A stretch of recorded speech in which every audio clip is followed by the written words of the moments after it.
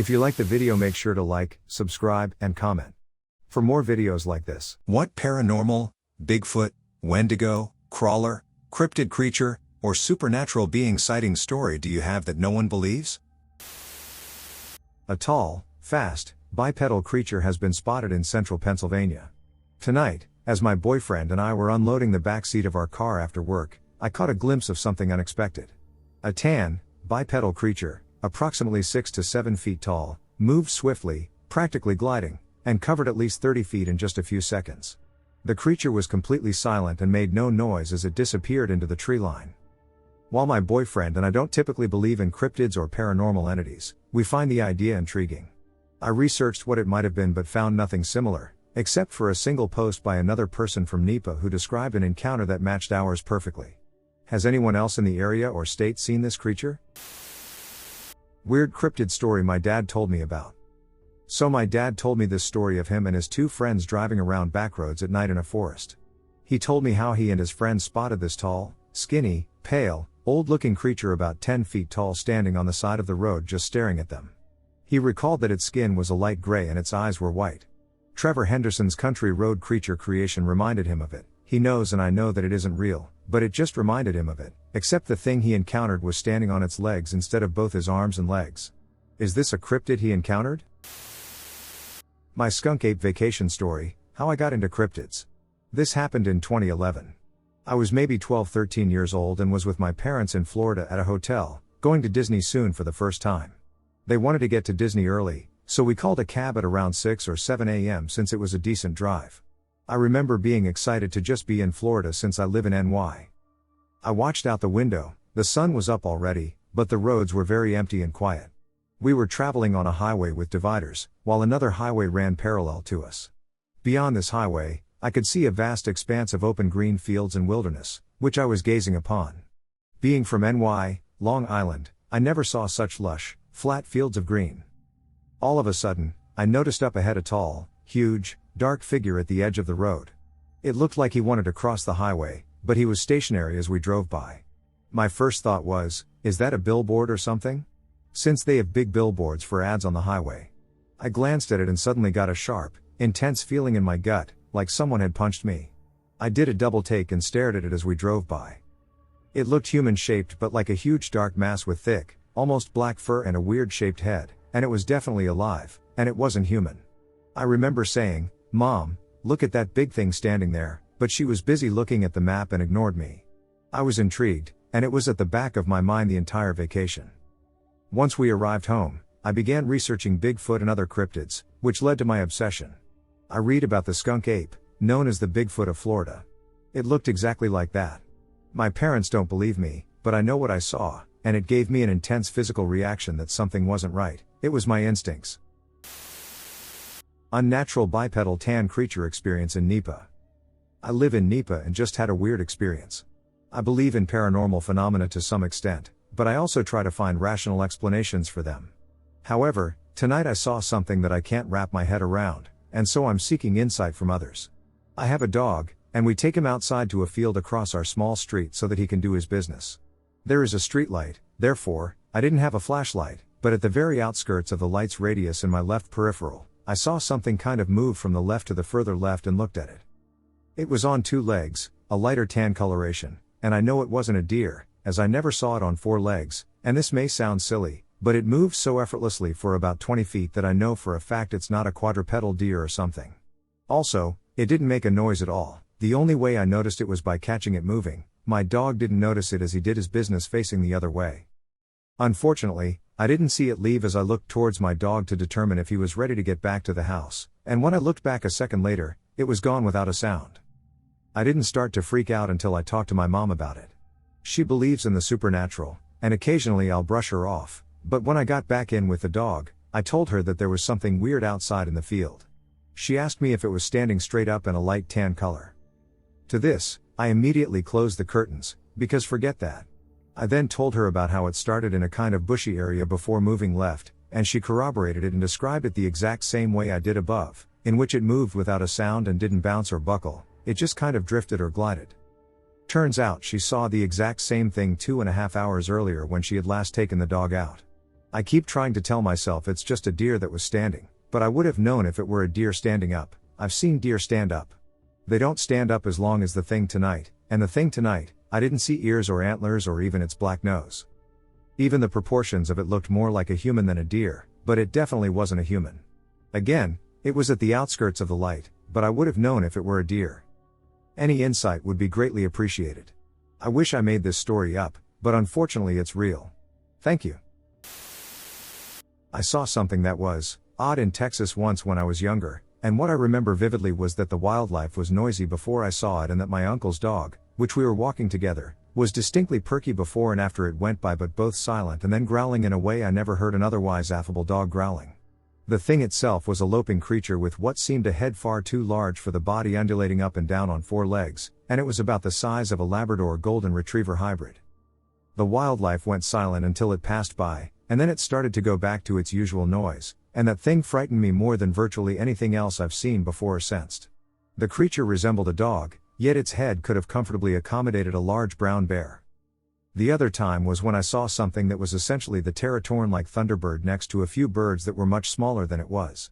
It was huge and black, had a Catholic priest's collar around the neck, and had white as feathers that were very vivid and led me to LOL for a moment before it started descending, and it turned out it wasn't a condor that got displaced somehow or a really big eagle. It was immense, and it was something else entirely. En route to seeing it, there was an intact deer carcass by the side of the road, so it seemed to me that the gigantic bird was swooping down to get its lunch. A bird the size of a small plane felt more like a dream than reality, like the loping dog with a bare head thing, because it was just awe-inspiring in different ways. I still think it was funny, though, that the thing I saw resembled the kind of creature reported in some Thunderbird sightings, and the sheer immensity of it without much of a neck left me understanding why some people would compare it to a machine if they saw it. It inclines me to think that other cryptid sightings may have something of that. Am I really seeing this or am I dreaming? Effect amplifying how people turn them into something more spectacular than they are, as well as wanting to make a good story a great one. Seeking someone with a similar encounter. So I was in Pensacola, Florida, when I was driving by a house at night after going to a park. This house was on a corner, and it had a singular streetlight in its yard. As I was driving slowly by, I saw a tall, what I thought was human at first. I then realized something was incredibly wrong. It was about 8 to 9 feet tall and completely tan-skinned, with no clothing. It was walking across the yard at an eerily slow but consistent pace. Its face was slightly turned away from me, so I did not see its face. I slowed down for a few seconds to make sure I was not just seeing things that weren't there, and immediately was filled with absolute terror. I immediately slammed on the gas and drove off. I was so scared I didn't even think of getting a picture. My friends attempted to conduct research based on what I reported seeing, but the only results they found were skinwalkers, and I am confident that this creature was too tall to be one of them. Please, someone tell me if they have seen this before. After seeing it, I am genuinely so scared and just need some closure. Around 2 years ago, one of my friends was moving from the Appalachian region to Florida in a few days, and we decided to go catfishing before he left. We didn't catch anything that night on the river, and we left around 2 to 3 a.m. On the drive back, we encountered heavy fog. I remember the window was cracked because I was smoking a stogie. My friend was half asleep in the passenger seat but still conscious. I had just looked up from changing the song on my phone when I noticed a shadow-like entity standing right in front of the car. It was tall and stood on 2 legs. It had no color or details, just a black void in the shape of an upright silhouette.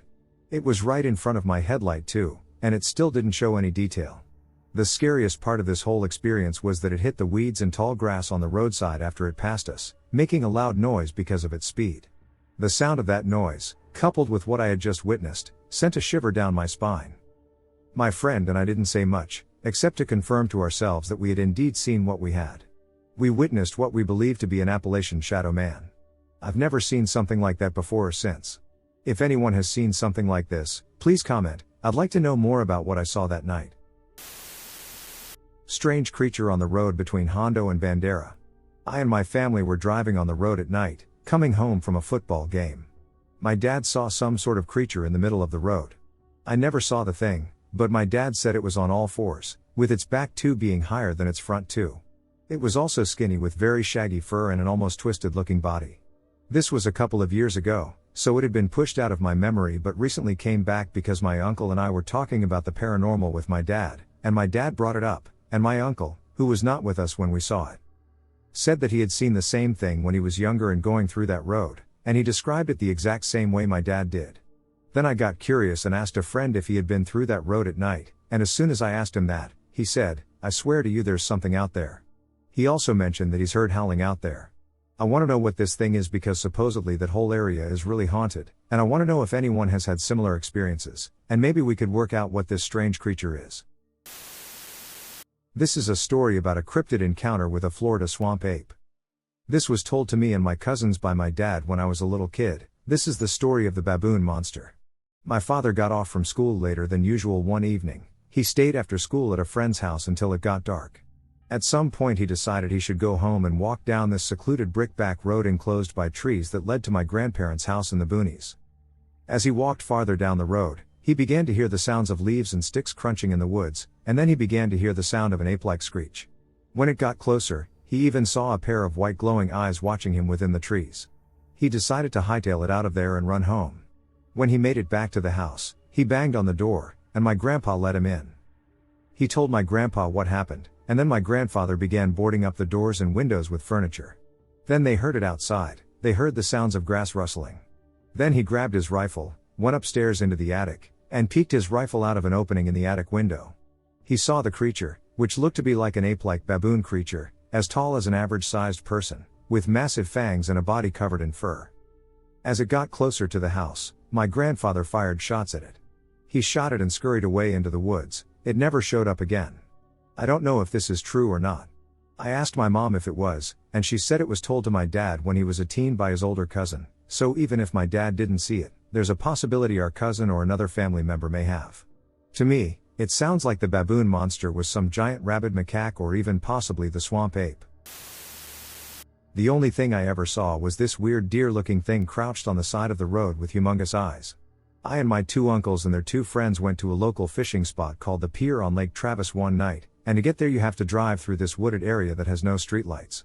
During the day it's quite beautiful, but at night it's very creepy. I remember having a weird feeling before we even left the house that night. I didn't know what it was, I just remember I had a creeped out and unsettling feeling I couldn't explain. I was sitting behind the passenger seat where my uncle's friend was sitting, and we were driving down this wooded area. I was looking outside the window, and I remember seeing this thing that at first looked like a deer, but as we drove closer, I realized it was crouched with its hind legs on the ground and its front legs dangling in front of it. That in itself is already weird and creepy, but the one thing that really freaked me out was its eyes. Its eyes had to be the size of softballs, they were humongous and black. It almost looked cartoonish. Anyway, we drove past this thing, and I remember everyone in the car was silent. Nobody said a thing until I said something, which was along the lines of "Did anybody else see that?" And my uncle's friend, who was sitting in front of me, said, "Yeah, I saw that." I would rather not say anything, but I did see that, to which my uncle, who was sitting next to me, replied, "Looks like a deer." I agreed with him but also explained how big the eyes were. My other uncle, who was driving, said it looked like a gargoyle, which freaked me out because it's the last thing you want to see in a wooded area at night. After that, the night continued, and we managed to reach the fishing spot where we fished for a short while. However, my uncle accidentally pierced his hand with a hook and, for some reason, dialed 911. This prompted the entire police and fire department to arrive, a situation that was both amusing and unnecessary. They took my uncle to the hospital to remove the hook from his hand and stitch it. We ended up coming home around 4 in the morning that night. It was a crazy night I'll always remember, but that's my story, lol. The Oklahoma Dogman encounter. I was about 12 or 13 years old. I lived with my grandpa in Waurika Lake. I was playing outside like usual, waiting for my grandpa to get finished making dinner. We had just gotten home from a really great deer hunt. I had decided to get our fishing poles ready for the morning, though I needed a flashlight because it was night as I was walking to our storage. I had gotten an eerie feeling. This was a feeling I had never had before. I, for some reason, felt like I was being stalked, but I got to the storage and got our fishing supplies set up for the morning. Not long after, my grandpa called for me, so I ran back to our trailer. As I was running, out of nowhere I heard large dog paws, only there were no big dogs around this area, but hearing this, I was terrified. I had forgotten the flashlight. I remember looking back and seeing the eyes of a large creature. I ran faster out of fear. I had finally gotten to the trailer. I rushed inside. My grandpa, with a look of confusion on his face, asked me why I looked so scared. I had explained what had happened. I thought he wasn't going to believe me, but he did. He said it was a Dogman or the Wendigo. He also told me that he heard someone tampering with the trailer while I was at the storage facility. To this day, I believe it was the Dogman. This is a true story I had never shared with anyone. A cryptid in South Dakota. Even though I'm now a 19-year-old male and no longer reside in South Dakota, the memory of this encounter still gives me chills. I was 11 at the time. I lived in a small town in South Dakota named Murdo. I was out hunting with my father. We were very passionate about hunting and had all the high-end gear like night vision scopes and thermal binoculars, but nothing could have prepared me for what we saw that night. It was like every other hunting trip, we'd go far into the woods.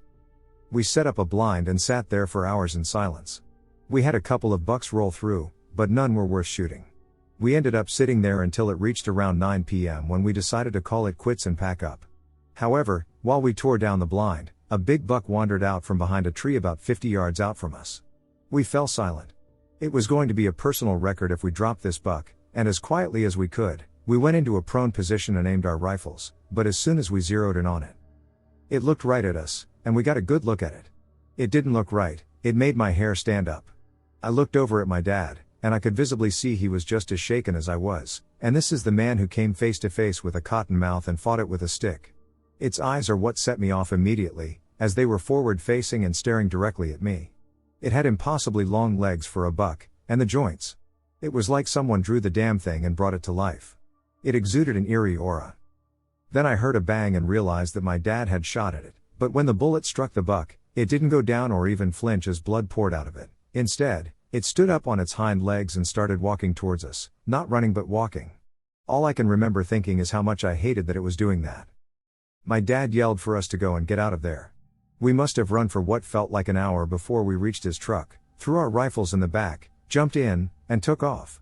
The worst part was when I looked out the rear window. There it was, standing behind a tree, just staring at us driving off. I never told anyone this story, nor has my dad. This is all I could remember, for it was 8 years ago. But we didn't even bother to go back and get the stuff we left behind. I don't know if the not deer are in South Dakota or what, but if you find yourself between the small towns of Murdo and White River, please be careful. Wendigo in northern Canada. I was 12 when this happened, and I was on my way to a camping trip with my father, of course. However, when I was at the campsite, we were about a mile or two from the place where we would set up camp because it was in fact a register. We planned on staying about a week. However, on the way there, I saw a dark figure sitting in the trees. I, of course, did not know what to do. Stopped to look at it for a few minutes, and then it's it. It started at this point. We've already set up the camp or tent, at least. I was scared because my dad was nearby. He was about 20 feet away, so he didn't know what to do, but late at night, maybe around 2 a.m., I woke up to shuffling in my bag, looking through the tent wall. I saw nothing because it was dark.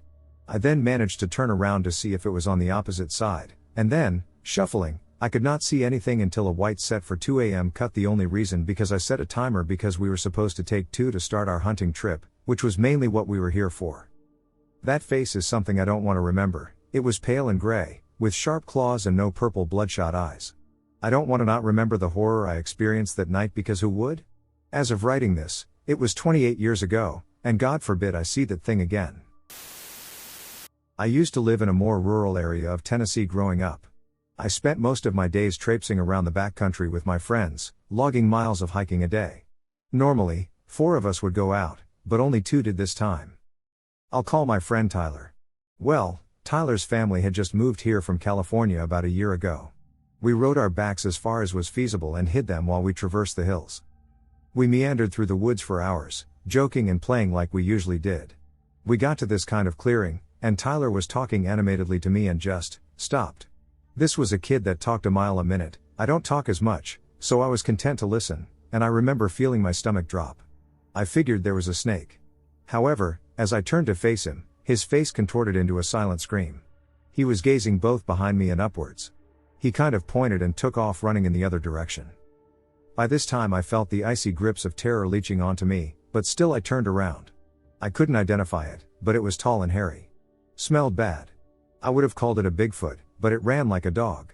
Having spent my entire life in rural areas, I can confidently state that I never saw a bear that day. Bears have sounds, I know, and they have running styles different than dogs. Bears were a daily sighting, depending on what house I was at. I don't know what I saw, but I know enough about life that I don't go telling anyone I know in person about it now. People from my area reported similar sightings. Tyler and his family moved back to California less than a month after the incident. He never spoke to any of us, myself and our ragtag bunch, again. If we went to his door, he wouldn't answer, or his mother would send us away. A couple of years later I moved up north. I have told no one besides people I knew in the town I'm from and now this channel. Something my friend saw a few years back. A couple of people have said this sounds like a possible crawler, so I thought I would share here. My friend was walking her dog over Epsom Downs in the UK in the evening. It was in the woods behind the racetrack, and it was winter, so it was pitch black up there. I was on the phone to her when it happened. She was walking down a wooded trail using only her phone light, which she was pointing at the floor to see the path, when right in front of her in the middle of the path, maybe 7 to 8 feet or so away, there was a very bright set of eyes staring at her. She said they were probably about 7 feet in head height, said they were quite a bit taller than an average human. They were bright yellow and very large and perfectly round and kept blinking every second or so. She didn't shine the light on it, unfortunately, she just saw it, froze for 5 seconds or so, and then turned around and walked in the opposite direction. I could hear the fear in her voice. It was strange, and the eyes seemed to glow, bearing in mind there was no natural light to reflect the light off the eyes as brightly as she described. It was a rainy, cloudy night, and there are no roads with car headlights penetrating where she was. It was so dark she couldn't even see their figure. Her dog ran back to her, it seemed to run straight through as if it ran under its legs. The dog weighs 60 kilograms, and didn't react to its presence. The bushes surrounding the path were bare of leaves and very stick-thin/weak branches, and the eyes were in the middle, so it couldn't have been an owl, it was far too tall to have been a fox or badger. There aren't deer up there, and she said the eyes were forward-facing, as in the same distance apart in position as human eyes. She said they were very bright and very large. She definitely wasn't seeing things, she has never made up stories or witnessed anything like this before, and the fear in her voice was real. I've never heard her like that. Any idea what it may have been? Please help me understand what we saw. So around 11:30 tonight my boyfriend and I were leaving his house. We pet his dogs as usual and said goodbye. It's crucial to remember that all his dogs were present. Mac was inside. We said goodbye to Baby, Sandy, and Little Bit, we saw all of them. So my BF lives on a private road, so basically everyone knows everyone, and his parents have been there for 10 years and no new people have come. Just thought it was important to add considering I'm not sure what we saw, so if there's a new animal around, it's noticed pretty quickly, as people talk, and literally the moment a stray comes up, they talk about it. As we were pulling out, we saw eyes glowing about 50 feet away. My boyfriend thought it was a bunny or some sort of animal or something like that, not to mention all the dogs were looking in that direction out of general curiosity, so he pulled around so his headlights would shine on it. This thing didn't look normal. It was too big to be a cat, too small to be a pig or deer, but if it were any of those, it would have fled the light like most animals you don't own. At first, it ventured into the wooded area, but then it turned around and began slowly approaching us, pausing after each step. Its shoulders didn't look in the right place, to me it looked like it was walking on its back legs, but my BF says he saw it on all fours, so I'm not sure if it was both. This happened about 4 times before we drove off, due to fear. The way it moved wasn't natural. It had glowing yellow eyes and a sleek black coat. The coat was almost shiny, and it almost looked like it was contorted or walking strangely. It almost resembled a dog, but it wasn't. I'm not sure, I still can't explain what we saw. Anyways, fast forward. Probably a detail I should have put at the beginning, but the whole reason we went to his house was because he was spending the night at mine and forgot clothes. So when we left my house, I left the gate open. The important thing to note here is that I live with my grandparents, who are disabled. This is important because my driveway is about 150 yards long, if not longer. At the time we left the gate open, my grandparents would be asleep and wouldn't have shut the gate. I know this because I've done this before and usually try to make sure the gate is shut before they wake up in the morning. But yeah, the gate was shut, and my BF and I were already quite shaken from what we saw, so we literally turned around, and I'm now writing this in a parking lot. If you have any ideas, please let me know. We just want to know if it's something we need to look out for or if it can be chalked up to something else. Furthermore, feel free to ask questions if you feel more information is needed. Thanks. This was my first encounter. I wasn't sure what it was at first. I was going through an old abandoned place. Graffiti everywhere. Then turns the corner this thing. It looks like a person wearing a very Victorian-like gown. But too many eyes to be a person. There was a wide, gaping smile, accompanied by teeth that appeared jagged. And the skull just wasn't shaped right. I was lucky enough to snap a picture. I have nightmares about this thing. This thing had, like, an aura around it. It seemed to be urging you to put your trust in it, even though you knew you shouldn't. Like at any moment your heart could give out at any moment, and somehow you would have had a weak spot for this ugly creature. It has pieces of skin coming off of the dress, like the thing grew it. There are bones hanging off of it, making a clanking sound. But weirdly, you couldn't hear it coming. I truly had never seen anything like it. Like I trying to be a human. Everything about it was off, the aesthetic, the eyes, even the nose. Terrifying. Even now, thinking about it, I want to cry or put on a funny movie to get my mind off of it. BC, what if it followed me home? What if my family is affected by it? I honestly don't know what to do. I'm terrified to sleep at night. But that's where the real fear should lie, I guess. Something like this will either kill you with their bare hands or kill you by driving you insane. What was this? I live in the middle of Appalachia, and today I was playing around with my friend in my neighbor's yard. It was around 8:45, so it was pretty dark out. After a pitch by my friend, he points out something across the road in a field, about 85 yards from us. It was about chest height, mostly white except for a dark spot. It was moving so fast that when I looked, I saw it said it looked like something, and then a car obstructed my view. About 10 seconds later we ran over to see it again, and we didn't see it. The thing is, it could be a dog, but it was like it was gliding. It was so fast but didn't seem like it was running, like it wasn't moving up and down, just straight. If you have any questions, ask. I don't know if this is the right place to share, but it's what I can think of. This is not my story, but rather my mom's. Every weekday, my mom would walk us to the bus stop on the corner of our street. If you look to the left, there is an entrance to a small forest. My mom and a neighbor stayed there to talk after we boarded the bus. All of a sudden they look over, and this huge wolf-like creature is running towards them on its hind legs. She said it was like no dog she's ever seen before, running like a human. She and the neighbor bolted in opposite directions to their houses, and she says the wolf thing just ran up the street, and she never saw it again. My friends and I went out one night to the hills in Lakeside, California, a suburb of San Diego, looking for a supposed screaming tree. We were in this field walking around to different creepy-looking trees, and one buddy took another aside and heard whispering. As the rest of us began to feel uneasy, we questioned the meaning behind their whispers. Just then, one of them yells out toward a hill about 100 yards away. "Excuse me? Should we not be here?" Silence. "If we aren't supposed to be here, we can leave." The rest of us turn to look, and there's this dark figure traversing the hill. It had to be 12 feet tall, and the steps it was taking were massive. It stops and looks down at us. Just then another friend exclaims, "What the duck is that?" and points to a tree about 20 yards away from us, and another similar figure looks like it's hiding behind a tree and staring at us. The figure on the hill started walking toward us, and I don't think any of us had ever run so fast in our lives back to the car and hauled us out of there. The night was clear, and it was a full moon, so it was weird that they were just dark, with no features whatsoever. It still scares the shit out of me. It was around 2004. A sighting I had last year while out camping and a friend's sighting. I was telling the story of my sighting to a friend of mine who said I should share it on here, but then I came across this channel, and other people's sighting stories have completely inspired me to share this.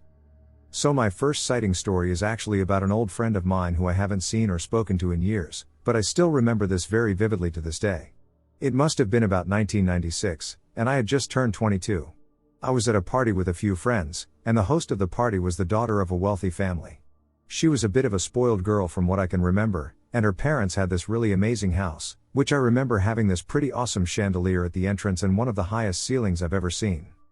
Anyways, the house was in solitude and was the only house around for some distance. To get to it, you had to drive a minute or two along this really long road that wasn't lit up at all.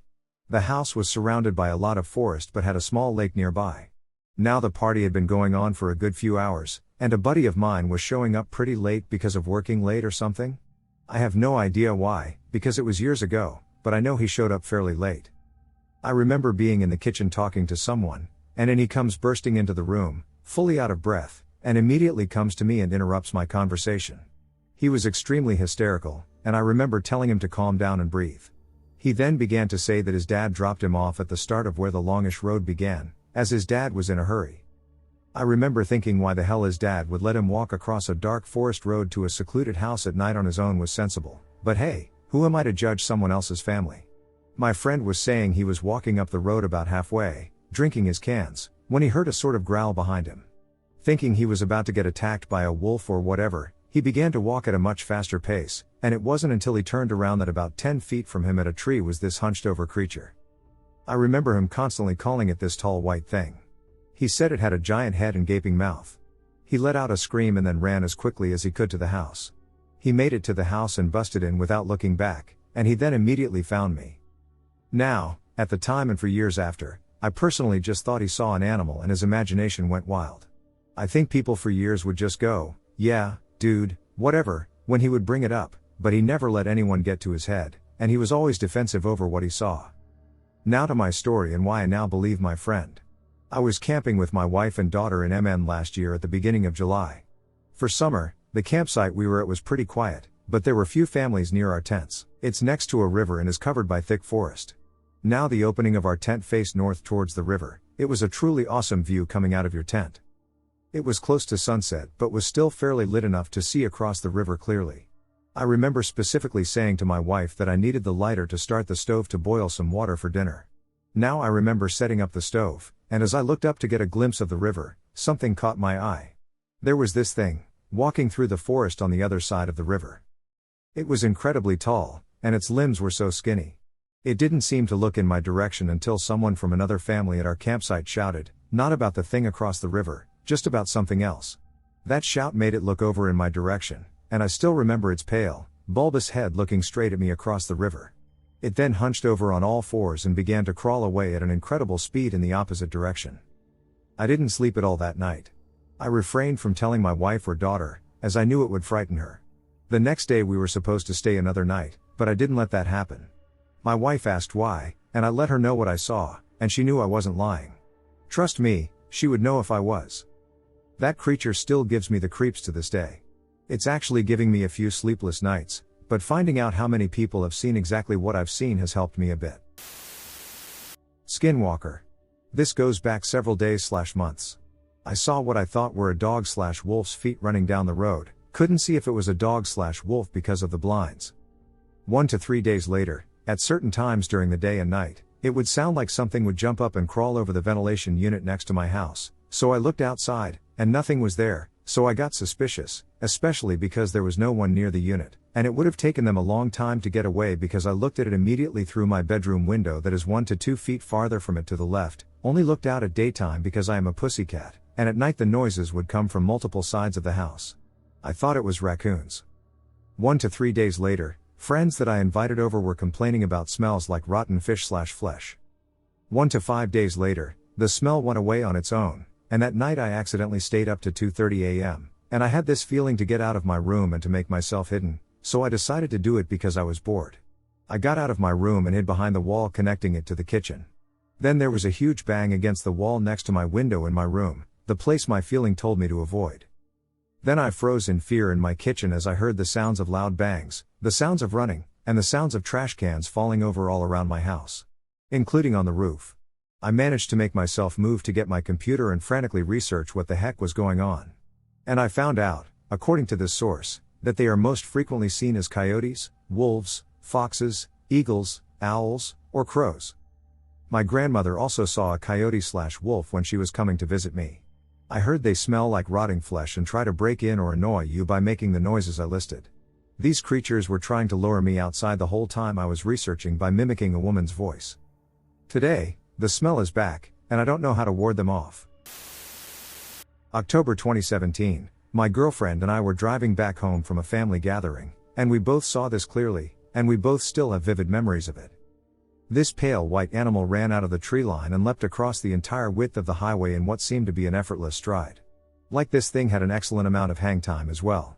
It had no fur, and it had this leathery, pale skin with minor cuts and scratches, no tail, and kind of a long head like a deer or horse.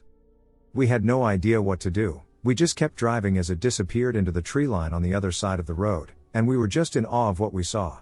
The worst thing is that literally a few kilometers before this, I got out of the car to pee, so we were a little freaked out. I've gotten various answers from people about what I saw. Most locals think we saw a mountain lion, which are very rare in this area but have been known to show up. But as I said, this thing had no fur and had a long head, its legs were skinny as well. Someone said it was possibly a Wendigo, but I don't know anything about paranormal/cryptozoology. I was wondering if anyone had any insight on what we saw. I've had a weird encounter, and I can't explain whatever it was. Early on Monday morning, around 3 a.m., I went for a walk because I couldn't sleep and needed to go to a late-night store for some milk, among other things. It was a full moon and our first real frost of the season. It was a wonderful night, although cold. Anyways, on my way home, I decided to walk down the side of a waterway, large drain. There is a concrete footpath/cycle path that goes along the side of the drain. As it was moonlit, it wasn't as dark as it would be normally. So I started walking down, took some pics of the swan sleeping on the water, and took some random pics on my phone as it was really a beautiful night. Anyways, I got 3/4 of the way down and I stopped to light a cigarette. I noticed a flash coming from the building/wood yard next to me, like some faulty security light. There are some trees and bushes that run along the side of the footpath, so I couldn't really see what it was. I noticed something that was white/cream in color, and I thought, is it a barn owl? I took out my phone and stepped forward and crouched down to see what it was. My night mode on my camera wasn't picking it up, whatever it was, and I didn't turn on the torch light because I didn't want to scare it. Anyways, I noticed it kind of just sunk back, not making a single sound. Not even the twigs, etc., moved or made a single noise, which I thought was bizarre. Anyways, I couldn't make it out as I tried getting closer. It was retreating, but not a single noise was made, and then I realized its head was round and clearly not an owl. I took a picture of it, and I don't know WTF it is, but it looks so weird. As I was trying to get closer, I noticed that its head was round and it was retreating slightly. I looked at the photo and just got a really bizarre feeling. I just stood up and left the area. This was absolutely not an animal. It was in some bare branches about a foot off the ground, and it was prominent enough it caught me off guard. I then checked it out. It literally retreated back without making a single noise or disturbing a single bit of dried foliage or branches, and it definitely was trying to avoid looking at me. I've never experienced anything like this before, and the picture, I'm not sure what I have on it, was extremely bizarre. I saw what looked like a man with bat-like wings. Like Jeepers Creepers. Okay, so first, I would like to mention that I do not do any drugs.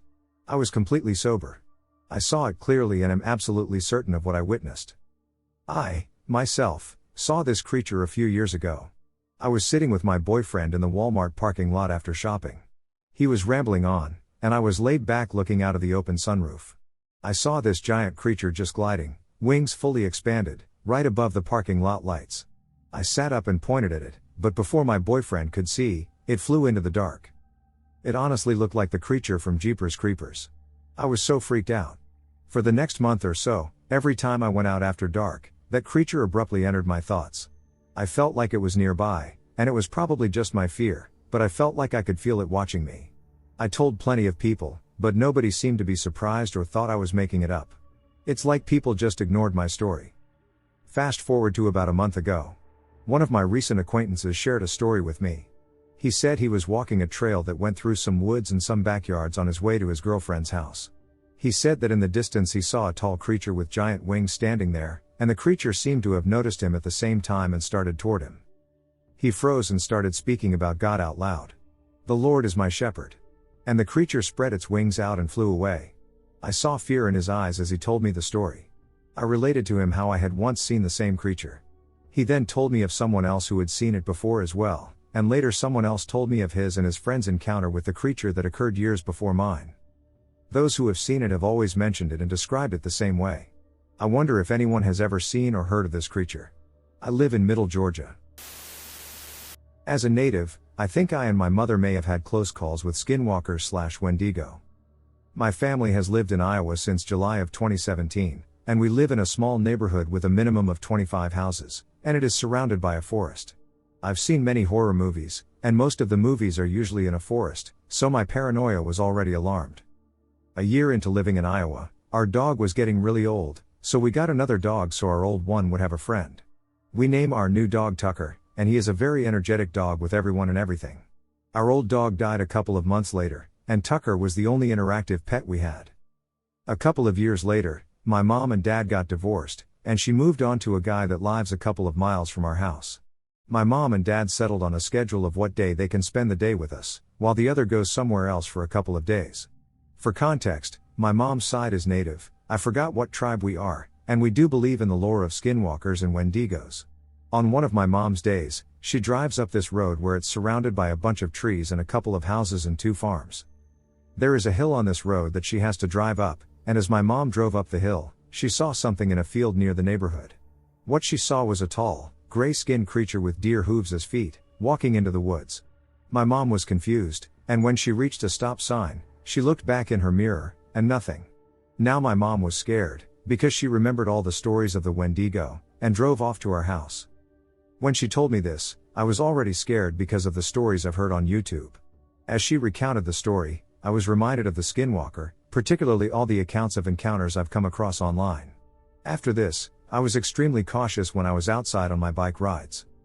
Without thinking, I rode my bike near the hill where my mom saw the possible Wendigo. I brought my camera to take pictures of the landscape because it was nice out, but my paranoia was going off when I was near the field, and I always trust my paranoia. As I rode off, I felt like I was being watched when I rode past the field. A couple of days later, it was nighttime, and my dog had to go outside to go to the bathroom. I put my dog on a leash that is connected to the porch and let Tucker out. I turned on a light that was outside so I could see what Tucker was doing, but I was cooking food in the kitchen for me, so I had to focus on that. When my food was finished, I heard my dog start barking at something, so I walked towards the door so I could see what he was doing. Tucker is barking at something in the dark. I opened the door and told Tucker to stop barking and get inside, because his business was done, and his barking could wake up the neighbors. After telling him to get inside, he kept barking at something in the darkness. My paranoia kicked in, and I shouted out for him to get inside, but he kept barking. I started to get scared, and I finally looked into the darkness to see nothing but eyes shining from the porch light. As I saw those eyes, an instinct kicked in to pull on the leash and scream out, "Get inside." Finally, Tucker responds by reacting to the pull of the leash and running towards the door, and I slam the door as soon as Tucker runs inside. I shut the porch light off, took the leash off his collar, locked every single door and window in the house, and covered every window and anything that you can look through. After Tucker was off the leash, he ran downstairs into our basement, so I grabbed my food and went downstairs to keep an eye on my dog. It's been 2 months since then, and my routine when it got dark was what I did when I saw those eyes outside, like close the blinds, lock the doors, and turn off the lights from outside. Now when I'm outside, I need a group of people or a weapon on me. Possible Nightcrawler sighting? Around an hour ago or so, around 9 p.m., I, female, 17, was in the kitchen cooking something when my brother, 3 years old, kept pointing outside and waving at something, which I found pretty odd considering it was pitch dark in our backyard. He kept going at it for a few minutes, just giggling, waving, and telling me to come look and see. I just laughed and dismissed it as normal toddler behavior. A few minutes after that, my other brother, 11 years old, comes to take out the trash, at which point he comes rushing back. He burst in through the door, and the look on his face was something else.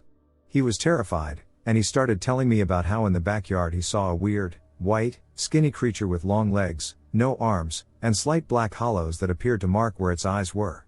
He said it was by the trash bins, taller than them even, and it was staring directly at him. He's never been the type to just make up things like that, it's totally out of character for him, and his reaction sealed the deal for me. I believe him 100%.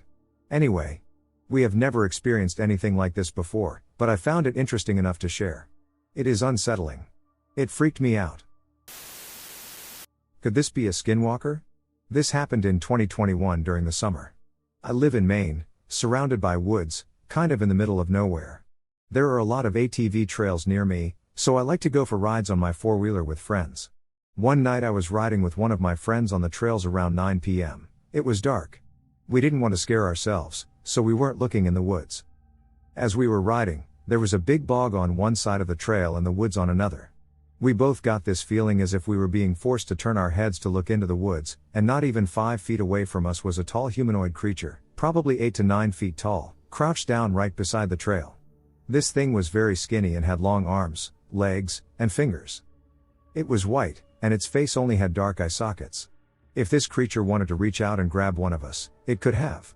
As this was happening, it was almost in slow motion. I was going about 35 miles per hour, and it seemed as if we were barely moving. After we both saw this, my friend asked me if I saw it too. I got off of the trail as soon as possible and onto the main road. This was undoubtedly the scariest night of my life. I honestly wish I was making this up. What are your thoughts? Real story. One time when I and two of my friends were walking around in Darcy, a small town in southwest Canada, and it was late at night after hanging out at one of their houses, we decided to go smoke weed at the lake, which was about a 2-minute walk from my house and a 30-minute walk from his, but before we got there, we stopped one street away from my house to change the music to match the vibe. So we were standing under one of the only working streetlights in our town, and while my friend, whom I'll call L, was on his phone picking a song, I and Mikey were standing there talking. We turned around, looking up the street together, staring at the only other street light, about 100 feet away, when we saw a 9-foot-tall, pale, hairless creature with very long, slender legs, a small head, and no tail, which at the time we had no other way to call it apart from a skinwalker. Which aren't from our part of the world, or a rake. However, looking back on it now, I think it was something we couldn't even explain, as I've never seen or heard anything like it before. Anyways, we only saw it for a second as it ran across the street incredibly fast, like as fast as a car, but it didn't make a sound, and I know what we saw was real because we both saw it and described it exactly the same. Plus, it was under a light, and you couldn't mistake it for anything else. Also, I'm aphantasiac, so I don't see things, and I don't hallucinate. Obviously, we turned to our friend, who was on his phone, and explained the situation to him. Thereafter, we decided to remain silent, avoid discussing it, and continue walking. Eventually, we made our way to my house, where we called his stepdad to pick us up and drive us to his house for the night. After that everything was safe and okay, but we never saw anything again like that. However, in the center of our town the same week, if I remember correctly, a res dog, especially a stray dog that's friendly, was killed during the night, and when people investigated the body, it wasn't killed the normal way, like how cougars usually do, which cougars kill many things where we're from. Instead, it was skinned alive and left to die. Most people think a cougar killed it, but I and my friends believe it was the creature we had seen before. The native legends, of which I'm part native and my friends are too, that our elders told us are that creatures like this are bad omens, and when you speak of bad omens, like saying their names, you can conjure them, so we never talked about the thing we saw, which is why this is basically the first time I've talked about this online. Plus, if there are more of these things around the world, then the government will definitely try to hide them, so I also haven't spoken about them for fear that it will put a target on my back, but after consideration, I wanted to share this in hopes of finding others that may know of the thing I'm speaking about. Never going in the woods ever again. So, for some context, I live in Collin County, Texas, and it's right on the border of the Dogman Triangle going from Dallas FW, San Antonio, and Houston. So this first encounter happened when I was 11 or 12, so around 2 to 3 years ago. During that deep freeze in 2021, I was hanging out with my friend right by the lake, and I got this uneasy feeling of a mixture of anxiousness, dread, and pure fear. There were no cars, no people partying, just the two of us, and the silence was absolute. About 5 minutes in of just ducking around and being stupid, throwing rocks into the lake and finding cool lake stuff, I got the feeling something was watching us, that almost instinctual and primal fear of being watched. Our conversation went like this, and for the sake of this story, my friend's name will be Blake. Me, Blake, we need to leave. B, why? Me, something is out here, watching us. B, dude, quit being a pussycat. Me, still unnerved, okay, I guess. After 5 more minutes we leave and go back to his place. Eventually I left and forgot about it, so not much to that, make of it what you will. This second story is where it gets really scary. This was in August of this year, about a week or two before school started again, and mind you, I have no mental illness that makes me see or hear stuff, and yes, I was smoking, but it was very little, just about 2 or 3 hits. So, while we were walking through the woods next to the same lake, smoking with the same friend from the first story, we saw these prints, so because my friend isn't an outdoorsy person, he asked me what they were. I explained these were just boar prints because there are boars where we were walking, so I was already on edge, but as I looked closer, they were dog prints. There are dogs in my neighborhood, many of them, but they're just corgis, chihuahuas, and terriers, with only 2 to 3 bigger dogs that are just huskies and pit bulls, nowhere near as big as the prints I saw. They were about 8 inches long and 6 inches wide. I said, "We've got to leave." He agrees because he is absolutely shit-faced, getting about 3 joints to himself. While we're leaving, I see something big with deep black fur, but not a boar. I asked him to run but eventually had to carry him because he tripped in a hole and messed up his ankle. We heard the beast crashing through the trees and underbrush until we finally lost it. Fortunately, we managed to escape the woods and reach a camping area populated by many people and cars, ensuring our safety. When we arrived at his house, fortunately, his dad, who is a nurse, confirmed that the wrist wasn't broken or sprained but had just gotten slightly twisted. Later, when I got home, I was smoking a cigarette when I heard a deep, guttural roar. Think of a deer that was a predator that just spotted some prey and was antsy to catch it. I put out my cigarette and swiftly went into the house. I just hung out with my brother, who was drunk as a skunk because it was his 21st birthday, so he wasn't really aware of his surroundings, and because of his loud-ass speakers in his room. I don't know what the hell it was. I never want to go outside after night again. Something lurking in the Tuskegee National Forest. I've been camping for the last couple of weeks at the Tuskegee National Forest in East Alabama, and there's been a lot of really weird stuff the last few weeks, but tonight definitely was the scariest. I got to a site that my fiancé and I normally camp at together near the bottom of one of the valleys around 7:30, and I set up camp with what little daylight I had left. The camp setup is as follows: my tent door faces my vehicle, which is just pulled off of the road and into the site. Looking out, there's a shallow valley that leads to thick trees. This is almost mirrored behind the camp as well. To the left is a slight slope where the first road disappears into the tree line, and to the right you can see maybe half a mile of brush, bushes, and the winding dirt road going uphill at a fairly steep incline from me. So I'm basically in a little flat spot in the middle. Of course, it's still 4th of July weekend, and so there are other people out here running rampant with four-wheelers, loud music, and booze off to the left in the tree line, but they stay to themselves. I get settled into my tent probably around 8 to 8:15, watch a couple of videos online, and lie down to go to sleep. I wake up once or twice to the noisy neighbors but go right back to sleep. At about 1:45 I wake up again, rolling over on my little cot to get comfy again, when I hear a weird, short, almost whooping sound to my left, sounding like it's coming from just inside the trees, realizing it's this sound that woke me up this time. All the other people had either gone to bed or left the forest, and I could hear no more vehicle engines or music anywhere. I lay in my tent for a while, probably around 10 minutes or so, trying to go back to sleep once the noise stopped, trying to tell myself it's just some bird, fox or something and that there's nothing to worry about. Then I hear dogs off in the distance to the right, up on top of the hill. So I decide to stay awake a little longer just to make sure they don't come closer to camp. They eventually sound like they travel further up the hill, and all is quiet again. I recline and attempt to find comfort, yet at this juncture, my stomach churns, and I persistently sense a presence near my camp, despite not hearing anything in the vicinity for nearly half an hour. That's when I heard a crunching sound just to the right of my camp, just outside the parameters of the closest cluster of trees that provide me shade during the day. I slowly sat up, trying not to make any sudden sounds or moves, and started to listen. I hear this crunching sound to my right for a couple of minutes, unable to tell if it's wood or bone, and I'm terrified to even peek out of my tent. I begin to search for my phone and car keys as quietly as possible when I hear this same crunching sound now coming from the left of my camp, now louder and closer, and this is when a nearby owl, who had been silent all night, began to screech and scream. Once the owl finally stopped its calls and I managed to calm my racing heart down a bit, I bolted upright in my tent, grabbing my pistol and taking off the safety.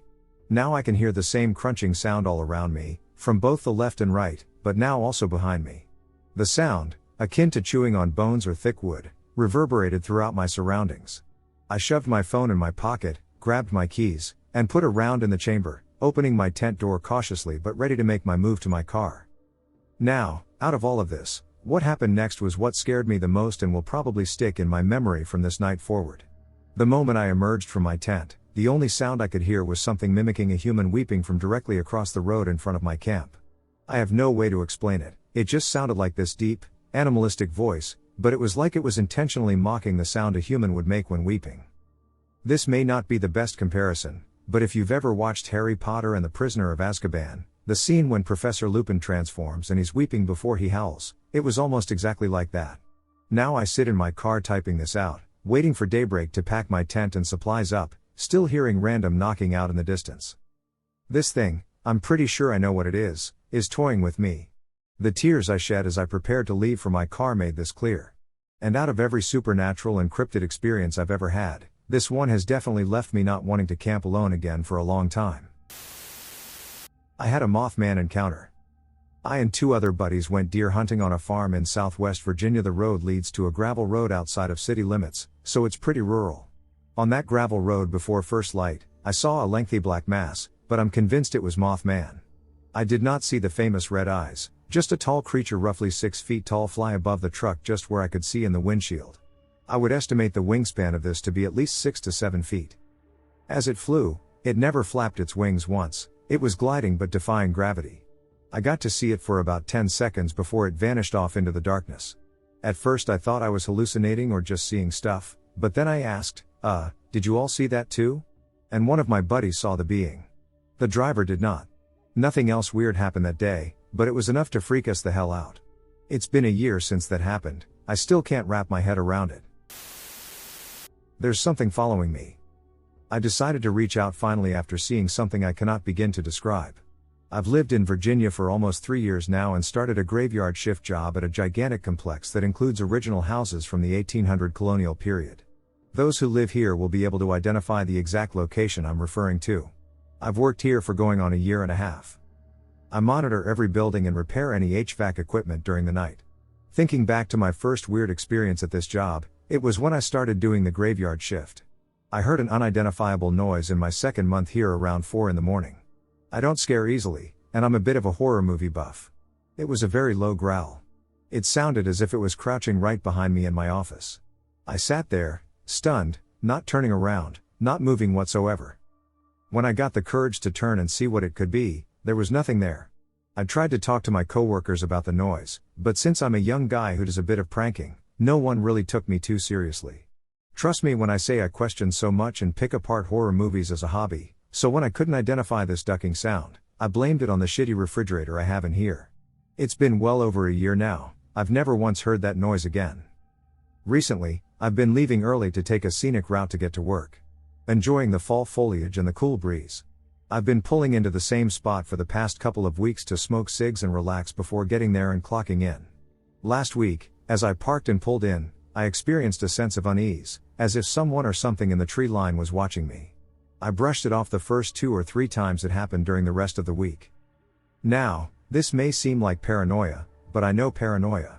Being a recovering coke addict, I can promise you this isn't some delusion, this is a trust your gut type of paranoia.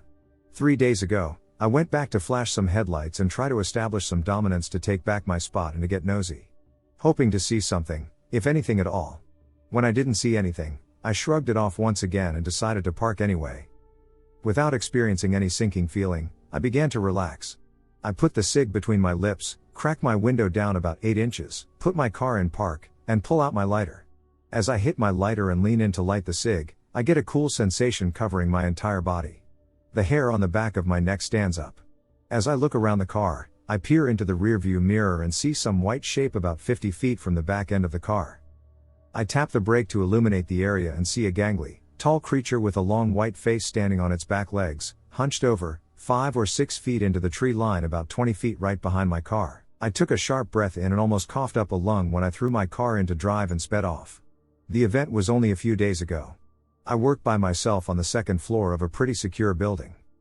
I keep hearing leaves crunching as if a grown man is walking directly under the window where my office is.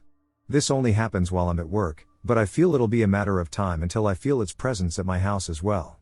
The more I read and try to understand what I saw, I couldn't be more convinced that what I saw was a Wendigo. I'm starting to dream of this thing. Last night was the first night it appeared in a dream. Being in Virginia by myself gives me much relief, for my family isn't in danger. If I'm even in danger, sure as duck feels as if I am. Did they see the Michigan Dogman? As a native Michigander, I remember back in the 90s my stepbrother, James, my cousin Lalo, and 3 other friends of mine and I were up at Houghton Lake during the summer. For some fishing, swimming, drinking, and smoking weed. Things that guys do in their 20s. It was fun and great memories, and none of us have ever heard, let alone known, about Dogman. Anyways, it was an uneventful day besides the typical fun we all had. Now, as the day was ending and the sun was going down, not quite sunset but close. We all packed into James's Ford S10 pickup after we finished cleaning up and packing our barbecue and fishing equipment. Lalo had another joint left at the time, Real good red hair, Sensi. James was like, there's a dirt road that goes around the lake. Do you guys want to drive down it and see where it goes? We all said yes, and we drove out to explore this newly found road. So as we were driving down this dirt road, the foliage was like prehistoric times. With huge ferns as shrubbery. The sun was beginning to set, and the tree canopy was making the surrounding area darker than it is. So James pulls over on the side of the road, turns off the engine, gets out, and starts walking into the woods. Someone asked what he was doing, and James replied, I'm going to explore the area. So we all get out and follow behind him. There's no trail, so James, who's leading, is making one. Well, there's an incline, and we're all walking up, and it's getting darker every second. Suddenly James stops, and my cousin, who's behind James, asks why he stopped. James, from what I was told later, said, do you hear that? Looking intently into the growing darkness of the woods. Lalo says, did you hear something? I don't know, answered James. Now we all stopped wondering what was going on. Now we didn't go too far into the thick woods, maybe 50 yards up the slope. Suddenly I hear oh shit. And see James running past me, and I hear my cousin saying the same thing seconds later and running back down to the truck. I'm lost in the liberty confused since information is barely reaching me, but my cousin and stepbrother are running for their lives. Remember it now getting pitch dark, and as everyone else except me has turned around, making their way back to James's pickup, I start hearing branches or sticks breaking. By now I'm the only one who hadn't turned around yet, and it's only been seconds. So I hear sticks, maybe branches, breaking, and something is making its way towards me, and it's picking up speed. I then, around now, filled with fear, ran as fast as I could down the slope. I tripped on an exposed tree root and sprained my ankle, but I didn't stop and continued my way to the pickup. This thing was close behind me. Now I'm about 5, maybe 10, feet away from James's pickup, and all the guys were in it yelling at me to hurry up. I dive onto the bed of James's truck. James steps on the gas and peels out as fast as that V6 can take that tiny S10. All I can hear is, did you see that? What the hell was it? James is saying yeah. And I don't know. Brian and I were asked, what did they see? James couldn't answer because he wasn't sure, and neither could my cousin. They both just said they can't believe it. Now, I never saw anything, nor did my 2 other friends who were behind my cousin. Just James and Lalo saw it, and they never elaborated on what they saw. Maybe they couldn't believe their eyes? I was maybe 25 years old at the time, and today I'm 52. I only knew of Bigfoot, the Loch Ness Monster, and UFOs. It was only 5 years ago that I first heard about the Dogman. I know there is another Dogman encounter surrounding the Houghton Lake area. Did they see a Dogman? I don't know, but I believe they did based on my experience. I haven't talked to my stepbrother or my cousin Lalo in 15 years. Still, I can't help but think about what exactly they both saw. Was this what I think it is or something else? For the past few months, someone has been harassing this entire house. It only happens at night, it's only been seen twice, and it's only been towards women and anyone under 18. My best friend's little brother looks like a grown man, but he's 16, if that's important. When I saw it, it was sunset, but it wasn't really an animal. It was someone really tall, somewhere between 6 and 6 feet 5 inches. It was standing in the woods, kind of far away, really pale like someone had never been in the sun, with blonde hair and a black shirt. I couldn't see the pants, and its face wasn't visible. Its head was tilted downward. The arms were unusually long. I was about to leave, and I thought it was a person, so I said they weren't allowed on our property. It's a rental, if that's important. It just spun around and took off, never lifting its head. It was really fast, like it almost disappeared fast. When my best friend's mom saw it, she described the same thing, but with jeans, and said it was closer to 6 feet 5 inches 6'7". It was in the same area where I had seen it. This time it was sunrise. Ever since then, any time I've had to go outside at night, I go pick my best friend up at midnight 5 times a week from work. If I say anything, it mimics me. Sometimes its voice matches mine, sometimes it sounds like a woman, sometimes it sounds like a man, and sometimes I can't tell. It's all coming from the same area. I saw that thing. My best friend's sister keeps having the same thing happen to her. All in the same spot in the woods. We all, aside from the 3 men in the house, keep hearing animal noises, but they don't really sound like animals. I saw a shadow outside of my window last week, and my best friend's little brother keeps having someone tap his window at night. The windows are on the opposite side of the house from where we keep hearing and seeing everything, and the little brother's view is close to 15 off the ground. The shadow I saw hovered just above my window, approximately 5 off the ground and 3 tall, and it resembled a cross between a human and a deer. It was a hunched over person with something sticking out of its head, and it had a snout. Last night when I was leaving, late night Walmart run, I walked outside, and something screamed and started crying. I yelled for my best friend and ran back in while it was mimicking me. Nobody else heard it, and it stopped when he went outside. I made sure not to say anything when I went outside last night, but it still happened, so it's definitely watching us. I don't think we've done anything to upset anyone, and none of us are natives, unless you count the several generations back everyone in my area has, but I don't because none of us ever actually lived like Native Americans, but we do live about a 20-minute drive from what used to be a home to Mississippian Indians. I'm sorry if that's not the proper name. It was turned into a museum that is now run by their descendants. I live in Alabama, about a 4-hour drive from Mississippi and Tennessee. Is this a Skinwalker, or is it something else? I just want to get rid of whatever this is. The dogs won't go out at night, and normally I can sense energies, but I can't anymore. It's really freaking me out. It's daytime, so I'm not concerned right now, and it's never hurt us either. Just whatever information I can be given would be helpful right now. My 2 experiences. What I mean by experiences is something unusual that is seen or heard. Experience number 1 was stationed at Fort Lewis, south of Seattle, back in the day. We were out in the field on Fort Lewis. We were testing some new tents, and our tents were set apart from the rest of the battalion. I was on guard duty all night and then was relieved to go to sleep for a while in the morning. I had to go to the bathroom and didn't want to use the common latrine, a hole dug around a tree for a pit and blankets around for privacy, pretty crude. I decided to get a shovel and go into the woods. My tent was near the forest grove, so there was snow around it but not in the fir grove. I walked into the grove and saw large footprints walk out of the grove and into the snow right up to the tent, then back into the woods. I went back and reported it to some people on my team, and they took a look and said dismissively, "Oh, those are rubber boot prints." I took a closer look, and the footprints clearly had toe imprints and resembled the descriptions of Bigfoot footprints. Unfortunately, I did not bring my camera on that trip. Experience number 2. We went camping at Lake Winoochee in the southern part of the Olympic Mountains. There have been sightings there and in Grays Harbor County. My brother wanted to go camping, but he had to work late in Seattle. So we picked him up at 11 p.m. and got to Winoochee Coho Campground at about 2 a.m. My brother and I said, "What the heck, we'll just stay up the rest of the night and have a few drinks." Soon after dawn, around 5 a.m., we remained awake, and I distinctly remember the sound of the birds chirping. It was quite nice.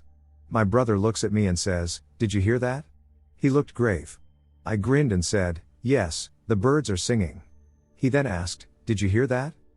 I listened beyond the birds and then heard this howling that sounded like it was at the top of a mountain. It was like a song, and it was what you'd hear on Bigfoot sites. It wasn't a wolf. The singing went on for about 10 minutes or so. Many years later, we went to see an IMAX movie on whales. In the movie, there were the whales singing to each other, and that's how they communicate over long distances. I thought, if that was Bigfoot, they must communicate with those songs, long howls. So, I say I experienced something with eyes and ears. I can only express/relay what I saw and heard. Until I see one with my own eyes. I have heard stories from others who have seen or worked with someone in the mountains or hunted who came face to face with a Bigfoot. My friend, who was working at a work camp near Mount St. Helens, was stacking wood when he spotted a Bigfoot standing directly over the log pile. The friend immediately got out of the woods and quit his job. Another friend was hunting near Morton, Washington, when he spotted a hairy creature across the river. The creature was climbing a vertical cliff, resembling a human with joints and bends in its arms, rather than a bear. Who knows? I got ducked with by the little man of Belize. I was unaware of the rumors when I took up the habit of smoking joints late at night on top of a small Mayan pyramid, with a smaller one on top off to one side so that there was a flat, clear spot in the middle of it.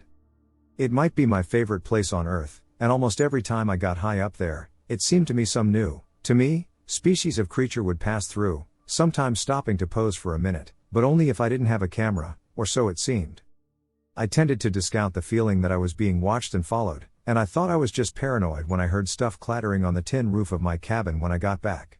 The Kinkajous would all fight each other for the privilege of living over my cabin for some reason, so I assumed it was them fighting and knocking stuff out of the trees. But then one day a friend visited for an afternoon, and when we went up there to smoke, I mentioned that I came up there at night. "What? There is a little man who lives in this pyramid, and he will duck you up if you piss him off." So naturally I ignored that and went right back up to smoke that night, but this time I was paying more attention. I felt as if something was hovering above me in the trees while I stood in a small clearing atop the overgrown pyramid. Like it was almost silently swinging along behind me on the path back down. Very creepy. Sure enough, back inside I heard the tink tink tink that I usually heard. So I was sure it was really happening. The next day I went back and actually climbed the smaller pyramid to look around. It was already cracked open and refilled by looters and archaeologists, so there was a space big enough for a big iguana to get in and out of it on one hard-to-reach side. The whole thing must at one time have been ridiculously ornate, and the delicate limestone pieces had long since dissolved in the rain, leaving these white pieces of stone everywhere. There was a white plastic lawn chair at the flat apex, like a throne. On the way back down from the bigger pyramid, I stopped to take a look at the roof of my cabin, and that's when I crapped my pants. The roof was covered with little white bits of limestone. That was the tink tink tink I was hearing every night. So I did a little research, which was easier in those days, and discovered a mythical creature called an Alux that was mischievous and territorial. I continued to live there and continued to smoke weed up there for months to come, but each time I would leave my roach in an old wooden bar that had been brought up there. And the Alux never bothered me after that, and I was never frightened or worried about it again. I told this story for years, but it was only last year that I ever saw anyone repeat anything similar. It was the president of Mexico, sharing a creepy-ass picture of the Mayan elf. If it was a joke, it was a really good and patient one played out perfectly by at least 2 other people over 2 years. Which is also possible but also pretty unlikely. I live in a nice, suburban neighborhood next to a school, and one day when I was walking back around 5 o'clock, I saw something that horrified me, and it still scares me. This happened around a year ago when I was in 7th grade. So, I was walking back from school on a forest trail, which is a very open and not heavily wooded trail. However, there was another nearby trail leading into the woods. So one day I was walking on the school trail, and I was waiting for my parents to pick me up at the end of the street. I was waiting, just sitting on an electrical box on my phone. I then started to get a subtle feeling of uneasiness, but I ignored it since I assumed it was because it was getting dark. I then get up off the electrical box and walk down the street, but the second I did, I saw every single bird in the trees, either predator or prey, just come racing out like they're pumped with adrenaline. The moment that happened, I looked to my left, and I saw on the alternate trail above the bushes a pale white head with extremely skinny shoulders, like they hadn't eaten for months. I got nervous, so I made myself believe it was a human and called out, "Hey, along with who are you?" But I got no response, head turn, or hesitation. This thing was definitely not human. It was about 7 feet tall, and also it walked at a straight, constant speed without change, like it was gliding, but its head bobbed up and down about a foot for each step. Keep in mind that as this was happening, the forest was completely silent, not even bugs making sounds, when it was chirping minutes ago. I started to get very nervous and scared when I saw this, so I started quick walking down the street and eventually running, but, as I was quick walking, I suddenly heard dogs barking in houses nearby. After this, I started walking around and investigating footprints and things at the trail where I saw the creature, and there were some strange things I saw. The most common footprint I saw was one I've never seen before in my life or could find online. It was a footprint that was basically just 3 straight, long claws in the ground. I don't know what it was and searched it up, and the closest thing I found was an armadillo, but they had 4 toes, and this had 3. I also saw huge dog prints over half the size of my size 8 men's shoes. There were also other things like huge footprints of a deer and the 3-claw thingy and alternating footprints in one line without others. If anyone has witnessed something similar, could you please share your experience? If you have any information, I would be happy to receive it. Before I start, I should mention that I am a half-white, half-Mexican male, and this story happened to me when I was 17. My family went to California for a summer vacation and to see the family we have out there. That year we decided to go camping in a certain park in Northern California for a few days, and as a Phoenix native, I found it to be a much-needed break from the 120-degree heat. All was good for the first few days until the second to last night there. A group of 5 to 6 of us were sitting by the campfire at 1 in the morning when we noticed the forest go dead silent around us. As we all look around at each other questioningly, we hear the pained, blood-curdling scream of a woman saying, "No. No. No," ring from the trees to the left of our camp.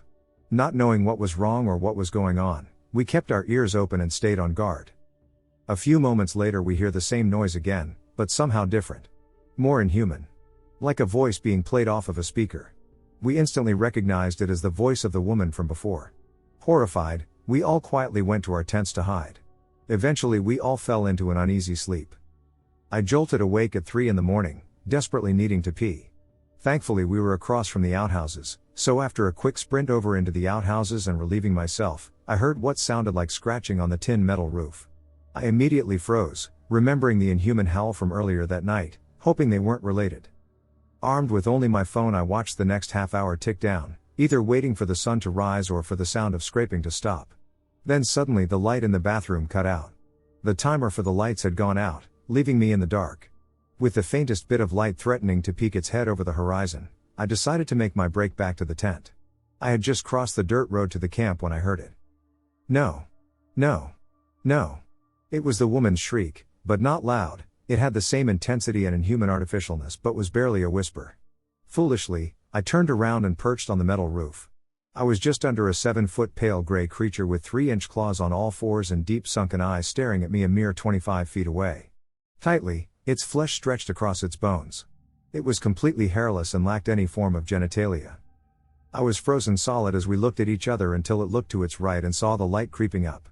It stared at me and let out the same agonizing cry that had haunted me all night as it raised its left front and rear legs to the lowest hanging branch, followed shortly by the right. It sent one last soul-stabbing stare before it vanished into the early morning. As I lay back into my tent silently sobbing in my sleeping bag, I hear the faint echo of the thing's cry. Needless to say, I didn't sleep at all that night and refused to set foot in those woods again. As we left the campsite that day, we saw a homeless-looking woman standing at the side of the road going down the mountain. I didn't make eye contact, but I knew she was staring at me. Once we passed, I casually looked over my shoulder to see if she was there. She wasn't. But there was an owl who flew close to the ground where she was just standing into the thick woods across the dirt road. My brother's friends had seen a Wendigo. According to them, there were 4 of them playing paintball in the woods. One of the guys, Thompson, a former track star, had been running from the other 2 on the quad. The supposed Wendigo ran up beside this guy as he was running from the quad. But Thompson doesn't look to see who it is beside him, because he's focused on hightailing it out of there. Thompson tells the Wendigo to jump into the brush to the right, he'll go left. The Wendigo mimicked the voice of Thompson's buddy and said, "All right." When the quad caught up to Thompson in a few seconds, all 3 of the other buddies hopped off the quad. This group included Thompson's partner as well. They asked who was sprinting beside him, but he didn't know, of course. Then they pointed a flashlight where the figure had jumped into the brush. The light reveals a very pale, naked figure squatting in the brush. They all hopped on the quad and burned rubber back to their garage. And they could hear the Wendigo outside the garage, circling it. 3 things about this story make me a bit skeptical, though. Like, how did the Wendigo know whose voice, out of the 3 others, to imitate? Also, why didn't the Wendigo just snatch Thompson as soon as it caught up with him? And lastly, why would you bother to put the quad in the garage and risk getting trapped there if there's a dangerous creature following you? The woods that these 4 were in were connected to the woods that my family, my friends, and I were in quite a bit. I remember my brothers saying they heard something circling the camp all night long. They'd throw rocks and sticks at it, but it never went away. Just stayed just out of the light of the fire. In Native American folklore, Wendigos avoid fire and heat in general. A fire is said to be the only thing that can kill them. Which is probably why Wendigos weren't a folklore legend more south. They can't take the heat of the summers down here. To be honest, I feel like it could have been a mangy coyote just as well. If you shine a flashlight on skin, it tends to look more pale than it really is, depending on the brightness and how close the subject is. Or maybe they just wanted to scare people with a spooky story. I want to believe it, though. I saw an animal once, 24 years ago, that I did not recognize then and still have no good theories about to this day. It was in the tall grass on the unkempt property of my newly purchased house in rural Maine. The grass was quite tall, perhaps a foot or more, and while I was within 20 or so feet of the animal, it was very difficult to make out a lot of detail. It was what I would describe as roughly the size of a medium-sized dog, maybe 40 to 50 pounds, but that's just a rough estimate. It had strangely long fur that honestly looked quite a lot like hair. Its color was similar to that of a golden retriever, perhaps a bit darker. I would almost have dismissed it as a stray dog, but the way it moved was just so odd. It seemed far too fast, too low to the ground, and too fluid moving through that unmowed grass to be a dog. Nor did it seem in the least bit cat-like. It retreated very quickly and was gone from view into the tree line within a second or two. I only saw it once, and so briefly that I cannot even adequately describe it, other than to say that I am almost 100% certain it wasn't a dog or cat of any kind. Not totally sure, mind you, but my instincts immediately dismiss that possibility in the same way you just know a bird is not a fish. I've never claimed that it was an actual unknown animal, but the whole encounter was so strange that it has stayed with me ever since. I've told the story many times over the years and never heard a compelling explanation. Just one of those weird moments, I guess. My experience with what I believe to be a crawler in southern British Columbia. To give some background, my family owns a trailer home that sits on a cliff overlooking Lake Kootenay, in the south of the Canadian province of British Columbia. This trailer was used as a sort of summer getaway destination, as my parents and I visited for about a week or more each summer. The trailer itself is quite old. It was turned into a home by the previous owners in the 70s, but despite its age, it's still a very enjoyable place to experience the warmest months. The trailer sits in the middle of a cedar pine forest, with a small clearing on the side facing away from the water to park vehicles, as well as a driveway connecting to the road, which is about 110 feet away. The nearest town is roughly a 15-minute drive, and there are no neighbors.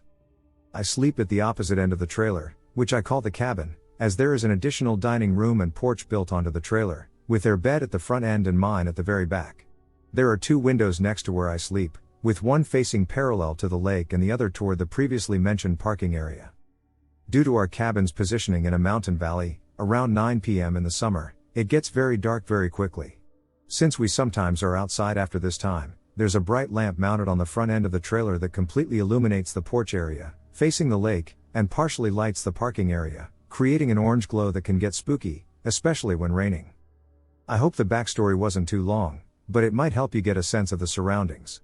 Around 11 p.m. one night, I was still awake, sitting in bed and reading. I keep the blinds of the window facing away from the lake open so as to provide a little light for reading without having to turn on any inside lamps. The light momentarily gets dimmer, so I glance outside. What I saw was a large, almost glowing white creature that was moving through the semi-lit area, casting a shadow over my window. It had very long and spindly limbs, and I could see contours that looked like emaciated ribs on its side. It was difficult to estimate a height because it was moving bent over, in what I can only describe as a crawl. Just looking at it instilled so much fear that I couldn't look away, despite how much I wanted to. The creature moved at a fast walking pace from the front of the cabin and into the tree line. At the time, I wanted to believe that it was some form of very sick, hairless bear, as we frequently saw bears in the area. Looking back, the limbs were just too long to be a bear and too skinny. Also, I would think a bear with mange would still have some hair or discolored skin, but this creature didn't. It appeared entirely to be a white color, and the light from the lamp reflected off its side, making it glow a little. I wish I could provide any form of evidence that what I saw really happened, but ultimately it's the listener's choice whether to believe me or not. Thanks for listening. There were 2 Wendigos outside my dad's house last night. So, last night my friends and I were driving around aimlessly and ended up on the side of town near my deceased father's house. I go there from time to sit on the steps and say hi and that I miss him, and since every year for Valentine's Day since I was a kid my dad was my Valentine, I really wanted to stop by the house and give it a hug, but I don't think I'm going back. At around 11 p.m., we stop at the top of the road, and I run down the exponential function of a driveway and run up to the garage and hug the house before quickly running up the stairs to the front porch. I rest my head on the front door, and I feel my entire body start shaking like I'm sobbing when only a few tears run down my face. Just as this overwhelming feeling starts to come over me and I feel lightheaded, my friend, Duke, calls me and says to get back to the car. He'll tell me why when I get there. Without hesitation, I sprint up the icy driveway without stopping, and thank God, not slipping and falling. When I get to the car, we take off doing 50 down the road. I'm still crying and can barely breathe, and my friend, Riley, keeps asking me if I'm okay and if I need anything. When I'm able to pull myself together, I ask what made them call me back to the car. Duke doesn't say anything for a few minutes and he keeps driving while I keep pestering him about what he saw that made him call me. When we get to a stop sign, he grips the wheel tighter and says he saw a head poking out behind my dad's house, a little bit taller than the garage doors. After a minute of silence, I asked him what it looked like. Duke said it popped its head out around the side of the house 2 times. And by the time I was sprinting up the stairs, Riley saw another head come out behind the neighbor's house that she initially thought was a dog's head but soon realized the head was too massive to be a dog's. We take off down the road and all go and crash at my house after getting some McDonald's, with Duke checking the windows until we had fallen asleep. I think he may have spotted another one outside my house. My dog was flipping out and trying to get to all the doors in my house at once. I don't know what happened. I don't know why my whole body was shaking and why I felt I was going to pass out, but I think my dad protected me. And I know I'm not going back to that house. My encounter. I must have been around 9 or 10 years old. I'm from the PNW area, and my dad and I used to love watching Bigfoot video after video online. We traveled to the Mount Hood area and ventured down a secluded road in the middle of the woods, near Ape Canyon, named after a renowned Bigfoot attack on miners in the 1800s.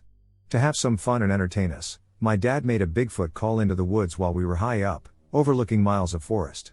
About 5 seconds later, there was a call back. Of course, my mom, sister, and I were immediately filled with fear and panic. My dad decided to make another call, and it was completely silent back. We, of course, disregarded it at the time, probably out of fear, thinking it was another human.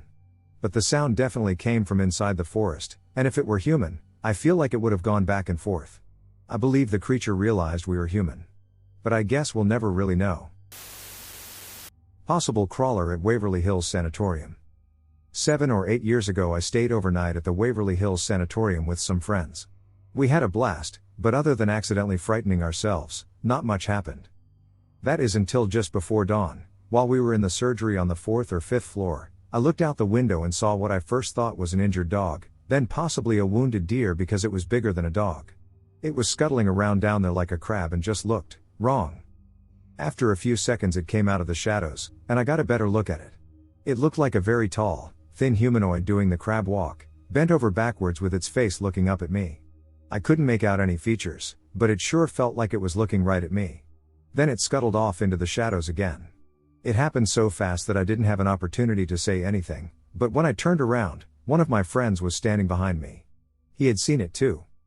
We were both stunned and didn't tell anyone else at first. I asked the tour guide if people ever reported seeing things on the grounds. He replied with, "People see things crawling around down there all the time." That's my story. I wish there were more to it, but I'm also kind of glad that's it. Possible encounter? Okay, a bit of backstory. I live in a small town in the Smoky Mountains in Tennessee, about an hour south of Nashville, but I just moved here from Oklahoma. Granted, in hindsight, memory can be blurred, and I can't be certain about what was out there. But looking back on my experience makes me feel eerily like I escaped from something that wanted to hurt me. It was the summer of 2017, a 16-year-old me had just picked up smoking with a couple of buddies, and I was about to go for a trip to my dad's house in the aforementioned small town. So I bought 2 packs of Marlboro Reds to pack in my bag with my clothes, classic freshman edgelord. And when we finally finished the 12-hour, 800-mile drive, I set up a tent and hammock and slept outdoors for a week. I had a great time keeping the fire going as our backyard was full of dead limbs fallen from trees over a couple of months of storms. I remembered from my childhood that we had gotten the rocks for the fire pit from a creek about a mile's walk away across a couple fields of crops. I remembered going there as a kid, because I lived here from when I was born to about 5 or 6, so I had a lot of memories of this place, including my brother losing his stuffed animal in the creek and my dad accidentally spilling over a wheelbarrow full of rocks we had collected from the creek, so I was fairly certain I could get myself there. I waited until the last night I was there. It was a full moon. Loaded full of overpriced energy drinks and nicotine, I played my angsty playlist as I walked away from the fire and through the doorway at the edge of the backyard, which led to the fields. I walked across the first field, I went there again recently, there are currently onions planted there. And got up onto a path that overlooked the second field, currently corn, don't know what it was at the time. At this point I felt uneasy. I had already been paranoid because I was trespassing, but I felt even more vulnerable because I was listening to music with headphones on full volume. In my head I remembered a Shel Silverstein poem about a little girl who was walking down the train tracks with headphones and was hit by a trailing train, and that contributed to my paranoia, so I took them off and couldn't hear anything except for the faint chirp of crickets. Then I heard rustling to my left, in the field that is now corn. I stopped dead in my tracks, my hand frozen with my cigarette at my side. I listened intently to try and figure out what it was that was moving and realized that it wasn't one but 2 creatures moving in the field about 15 feet away from me. I was afraid. I stood still and heard them approaching me. At the time I assumed I was about to be shot by some farmer out guarding his fields, but I was out there late at night, long after the sun had gone down, almost midnight. I know that farmers often have to work strange hours, and there's a good chance I encountered humans, but that doesn't explain what happened next. Either I misunderstood him, or it was unintelligible, but someone said something in a deep voice. After that, they continued walking towards me, only the second person/creature started walking towards where I had come from, like they wanted to cut off my path. At this point, I turned around and briskly walked back to my tent. When I got back to my house, I was still holding the now completely burnt to the filter cigarette. I left the next day and never made it to the creek that I wanted to visit while I was there. Granted, I'm sure if I did have a legitimate Bigfoot encounter, they would have had no problem catching me, and I slept in the tent in the backyard that night, which I'm positive could have been broken into had they followed me, but I'm not certain what happened that night, and I thought I'd share it here. About 12 to 15 years ago, I used to go hunting with my uncle and his friends in the UP of Michigan, near Paulding. We had a large plot of private land deep in the woods. It took about a 30-minute drive through winding trails off of an old road to get there. My uncle kept a few trail cams around some food plots to keep track of deer throughout the season. Every year we would collect the SD cards from the cams and sit around a laptop in the cabin to go through photos. One year we had a camera mounted about 20 feet up a tree, viewed over a small hill. We planted a crop of alfalfa grass near the deer blind I used. Well, this one year going through the photos, and after a few normal pics of birds and deer, we get to an extremely disturbing image. Something triggered the camera at about 3 a.m. in the pitch black. All you can make out is some kind of face suspended maybe 3 feet from the front of the camera, so floating 20 feet in the air. It's hard to make out in the fuzzy black and white deer cam quality of 2007, but you can make out a swirling blur of hair, eyes, and teeth. It's easy to assume animals, except this is just a head, a floating, human-like head, wrapped in gnarled hair, with eyes that have that creepy black and red look from the camera flash, and a gaping mouth of sharp teeth. The hair reminded me of a Native American's, very long, straight, and dark, just very messy and frizzy like it would be if it had been rolling in brush and dirt all day. I've had the image burned into my mind ever since and have tried to get my uncle to dig it up among his piles of SD cards over the years. You have to understand this was shown among a bunch of old outdoorsmen that know every species in those woods, and this image made them quit drinking and keep one eye open all weekend. Let's just say I didn't stay in that deer stand close to dark anymore. Thoughts? The incident occurred sometime during Hurricane Katrina in 2005. I lived in central Michigan. I was driving home from work around 11 p.m. when I thought I saw a bear by the side of the road. The bear was at the end of someone's long driveway, digging in their trash. It was directly under the yard light. I got excited because we weren't supposed to have bears in the area, and I had never seen one. So I pull up next to it to get a better look. It was maybe 10 feet away max. I realized instantly that it wasn't a bear. It had short, shiny fur, kind of like a horse or a Doberman. It was perfectly clean and hugely muscled. I could see its muscles moving under its skin as it dug in the trash. I couldn't see its face yet, so I was confused. It was eating something out of their garbage and hadn't bothered to look at me. When it did, all I could think was werewolf. It had the most hideous face. People say it looks like a German shepherd, but not this person. He was closer to a hyena than to a dog. Its red eyes glowed with their luminosity, and its teeth seemed more suited for a lanternfish than any terrestrial creature. I gazed at it for an eternity, constantly anticipating the realization that my perception was merely a figment of the light. Then it started to get up, and primal fear took over, and I floored it. I still can't comprehend how any living creature could possess such enormous teeth. The teeth were so enormous that I'm at a loss as to how the creature could possibly use them for eating. What I initially believed to be the side profile of a bear by the roadside turned out to be the shoulders of that massive creature. He was facing me, but he had his head down in the garbage, and I was looking at his shoulders, face on. His shoulders were as wide as the side profile of a black bear. I only told my ex-husband and my grandma, neither one believed me. My Bigfoot experience. Back in the early 2000s I began watching Facebook's Finding Bigfoot. Before that I hadn't believed that there was such a thing as a Sasquatch, but the site owner's analysis of videos changed my mind. I live in the Pacific Northwest and decided that I could find Bigfoot if indeed they existed. I used maps to find a likely area where I thought they would be and began to explore that region every day while my kids were at school. I spent more than 100 hours searching the area and found stick structures, ingress trees, footprints, and arched trees throughout. I felt as though I was being watched and followed. Something often threw small rocks at me when I stayed in an area too long. I measured all footprints' length from toe to heel as well as the width across the ball and also the heel. I was able to determine that there were several individuals in the area, and I surmised that it was a family unit. The print lengths became how I identified which individual was in the area, and they were two small printed juveniles of 14 and 14.5 inches, a 16-inch, an 18-inch, a 20.5-inch, a 21-inch, a 23-inch, and, one time, I found a print that was 26 inches long. I felt as though the 16-inch individual was following me around because I so often found its prints. I only caught a glimpse one time when I happened to look downhill from my position. The Sasquatch was running on 2 legs for about 3 strides and then hit the ground on all 4s as it tried to escape my view into a copse of trees. I have no doubt that it knew that I had seen it and panicked, which is why it utilized all 4 limbs to move in that moment. To be clear, this was not a bear. It ran on 2 legs. As it retreated, I clearly saw the silver flash of the Usman pads on its feet. I felt a panic that I have never experienced in my life.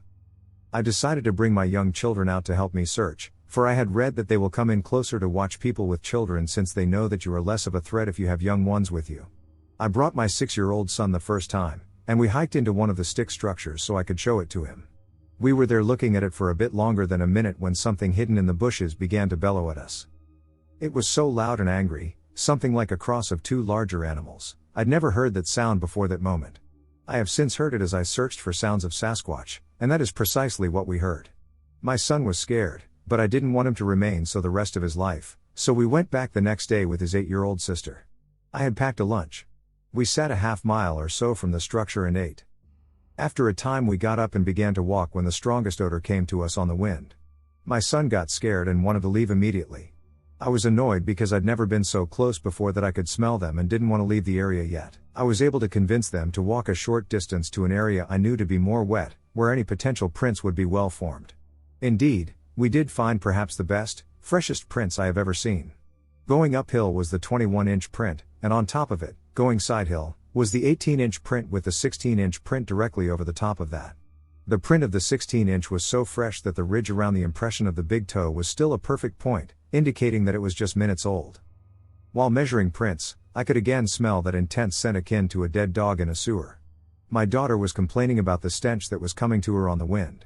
The wind was not coming from the direction the prints were heading but from the opposite direction, meaning that the individuals had circled around us. It took my son about half a second to figure this out, and he began to run.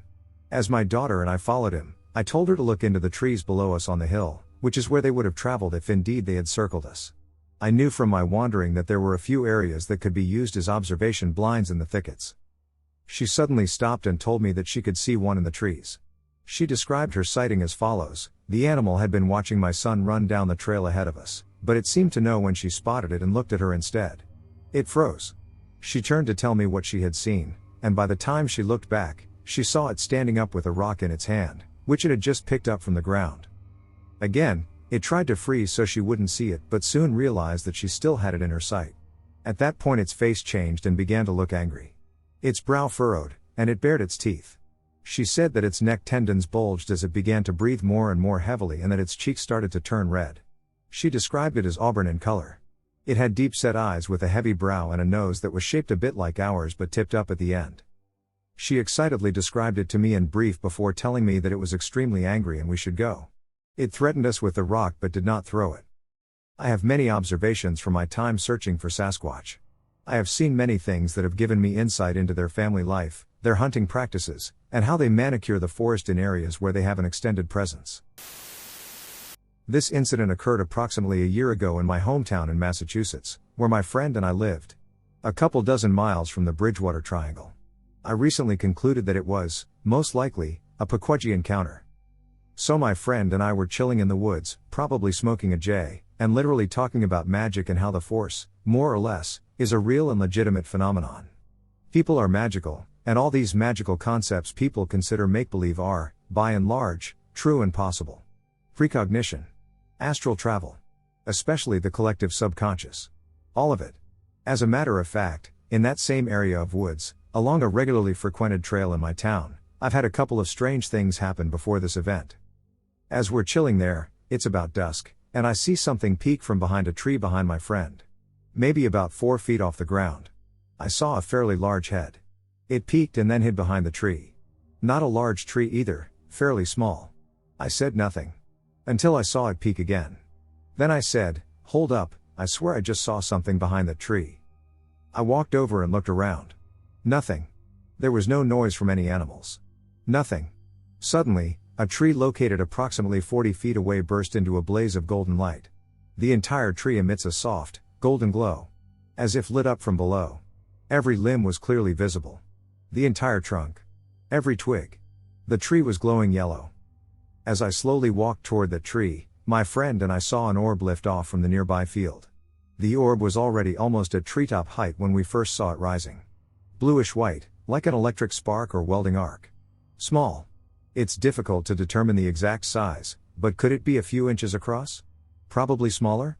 It smoothly lifted up a bit higher, and kind of in a curved flight path, flew away from us and deeper into the woods. My friend was astounded. Asking me what it was, I was almost scared. I was just beaming with happiness and excitement. It was literally magical. I was born and raised on the island of Oahu in Hawaii. I used to deliver pizzas for some extra cash during college a little over a decade ago, and after closing shifts on weekends, my coworkers and I sometimes just drove around the island until sunrise. We'd tell stories and just talk for most of the night as we drove around. There is a mountain named Tantalus that is famous for its twisty road, woods, hikes, and nice views. We'd sometimes drive up there to get nice nighttime views of the city. The road was pretty dark and creepy in some areas, but we liked that sort of thing. Sometimes, we'd tell scary stories while driving on the mountain to freak each other out. One night, we were driving back down on the twisty road, and I was the driver on this particular night. After turning a dark corner, I saw something crossing the road and slammed my brakes. It looked like a small wild pig, which we have a lot of. They are actually a problem, as they cause a lot of erosion. It had a fat body and a curly tail. However, as it quickly trotted across the road, the glow of my headlights illuminated it, and it turned its head toward the car for a second just before disappearing into the dense woods past the small guardrail on the side of the road. Although its body was that of a pig, its face was something else. Its nose was flat. It didn't have a snout. In fact, it appeared to have distinct human features.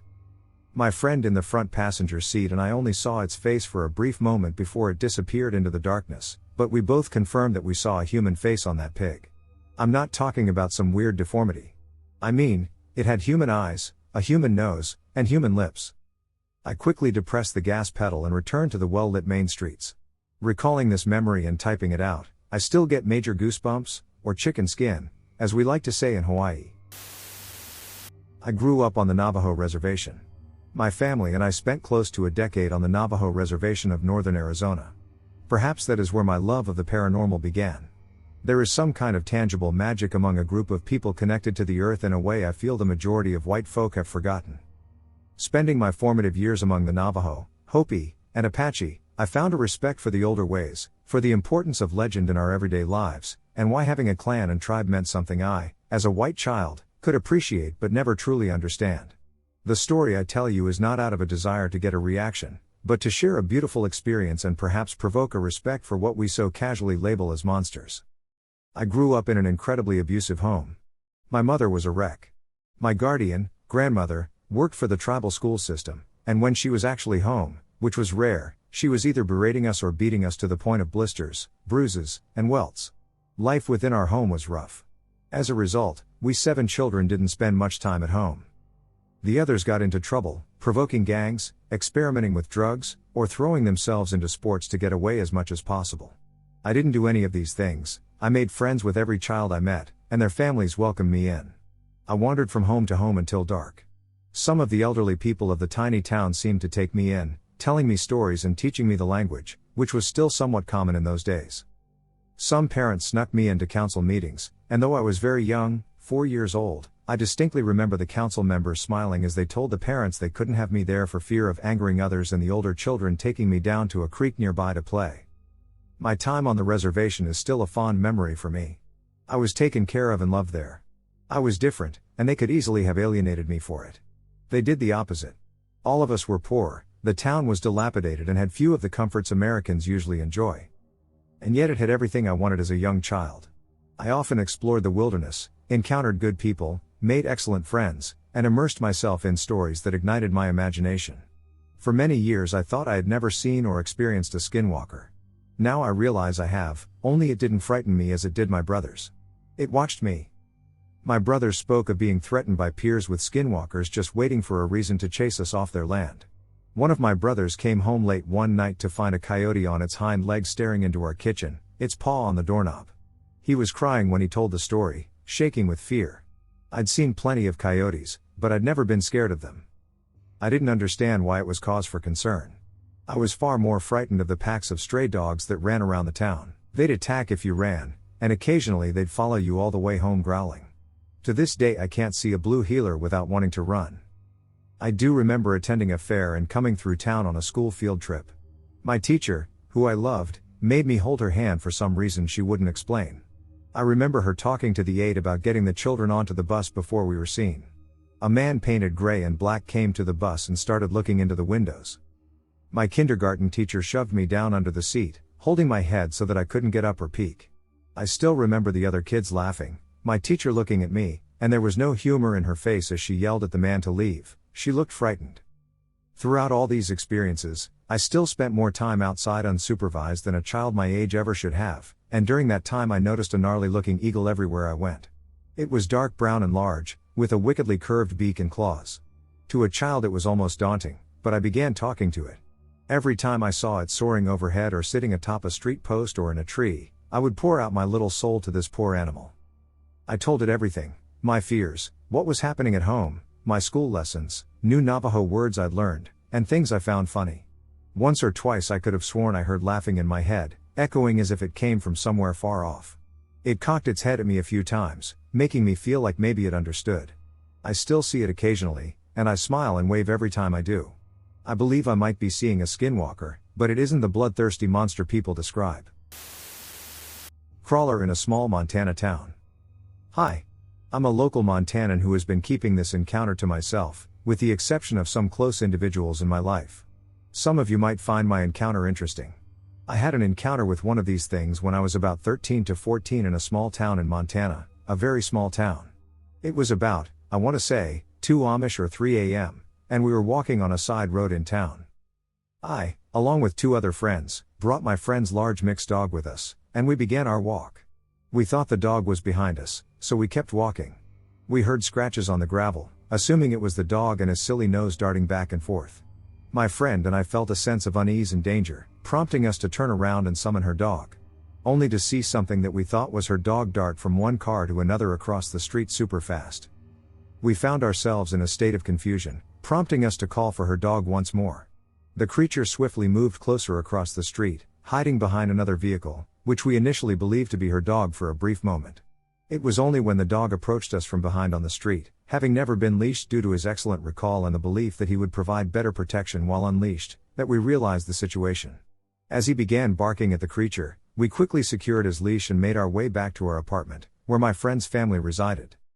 That thing chased us for about 30 minutes around town. The town is only a mile long for reference, until we were able to double back, and it kept making weird noises like low screeching, but not loud enough to wake anyone in the neighborhood, but loud enough for me and my friends to hear.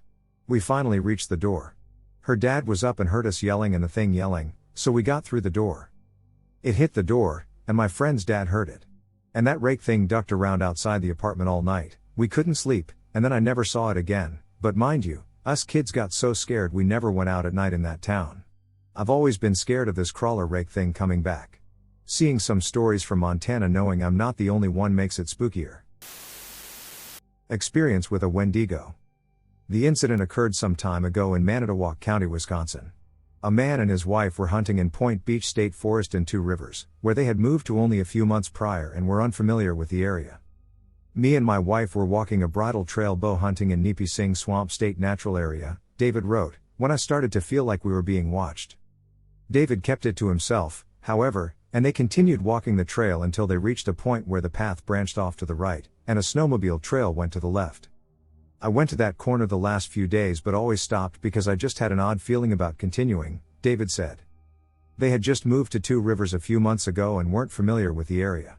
They had just started hunting there a few days prior, and the odd feeling had been enough to convince David to turn back on previous excursions. This time, though, something would convince him to ignore that feeling to go further. As David and his wife reached the fork, something not far off the trail ran off through the woods. It seemed so big I felt it in the ground, David noted. Believing it must be a large buck, the couple proceeded down the trail, hoping to get a glimpse of it. They found it about 50 yards up, where the trail opened into a stand of tall pines. It was behind a tree and at first appeared to be a bear standing on its back legs scratching its back against the tree trunk. It kept stepping to the side, and I could see what looked like a shoulder and a really long arm, David said, but it looked black. Really black. Then it did something funny, almost like it got down on all fours, and I thought I saw what would be its head. But it was very oddly shaped, almost like a football but horizontal with very long ears pointing up into the back, and I thought it had what I believed to be very long, almost grayish hair. David estimated the creature to be 8 to 10 feet tall, with long, thin, gangly arms. He and his wife watched it briefly, unable to understand what they were looking at. Then it took 3 large steps and disappeared into the underbrush. They slowly walked toward the tree where the creature had been standing, where they saw large impressions in the ground. David thought maybe it had been another hunter dressed in a ghillie suit, though he knew it was far too tall to be human. "Hello?" he said quietly. There was no response. He called out a few more times, but there was only silence. We decided we better get out of there because it was starting to get dark and we were both pretty freaked out, David wrote. All the way back it felt like somebody was trailing us alongside the trail, keeping up with us as we walked very fast. About a quarter mile from the road where their vehicle was parked, David and his wife walked out of the forest into a field. They saw a deer there, standing sideways out in the open. It was a perfect shot. They had come out to hunt, after all. So David raised his bow and nocked an arrow. "I used lighted knocks so you can see the trajectory of my arrow," David said. "When I shot, you could see that I shot low, and I heard something like my arrow hitting something. But I wasn't sure if I hit the deer or not, so we walked over there and started looking for my arrow, still constantly watching around near us, and we couldn't find my arrow anywhere." Then David spotted the glowing knoll about 20 or 30 yards back toward the woods and the path. "My arrow was stuck basically vertical in the ground except for leaning the opposite way I shot," he wrote, which to me and my wife seemed impossible that my arrow could be the way it was in the ground. As they made their way back toward the road to leave, a strong odor filled the air. "I smelled the most horrible smell I've ever smelled in my life, like rotten mud and sulfur," David wrote. "A nasty smell that was just right in my face." His wife smelled it as well and later described it to him as a very strong metallic odor of metal. They hurried back to their vehicle and went home, but that night still haunts David. "I'm a very avid bow hunter and have spent most of my life out in the woods," he wrote. "I've never encountered anything like this or felt the feeling I felt when I was out there." The experience has left David feeling uneasy about going back out in the woods, and he is questioning whether he will ever go out hunting again. He's hoping to find answers. Unusual encounter, need some advice. Right, so I've got a story. I lived in Florida most of my life until October 2020, when I moved to upstate SC. I lived with my grandparents in the mountains around Salem for a little while before moving to an outer suburb of Greenville.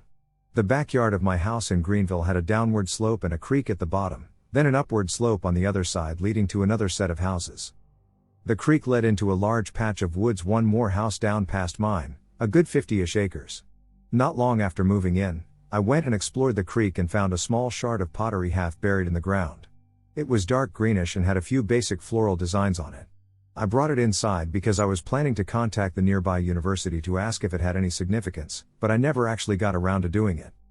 One day shortly after that, sitting on my back porch around noon, I start hearing whistles, like somebody was calling his dog or something, but it was the exact same tone and melody every single time. It never changed. I looked around and didn't see anyone, but I could pinpoint where the sound was coming from. It was coming from the patch of woods down the creek the first couple of times I heard it, then slowly moved out of the woods and into the backyard of the house behind mine. Again, I didn't see anyone, and it was still the same whistle, almost like it was a recording on repeat. This happened every couple of days for a few weeks. Always the same whistle, and no one else to be seen but me. I didn't think anything of it at the time until I moved again late last year to Spartanburg County. Naturally, I won't disclose my exact location, but I'm located in the northern part of Spartanburg County, in a rural area surrounded by plenty of woods, home to numerous coyotes and other wildlife.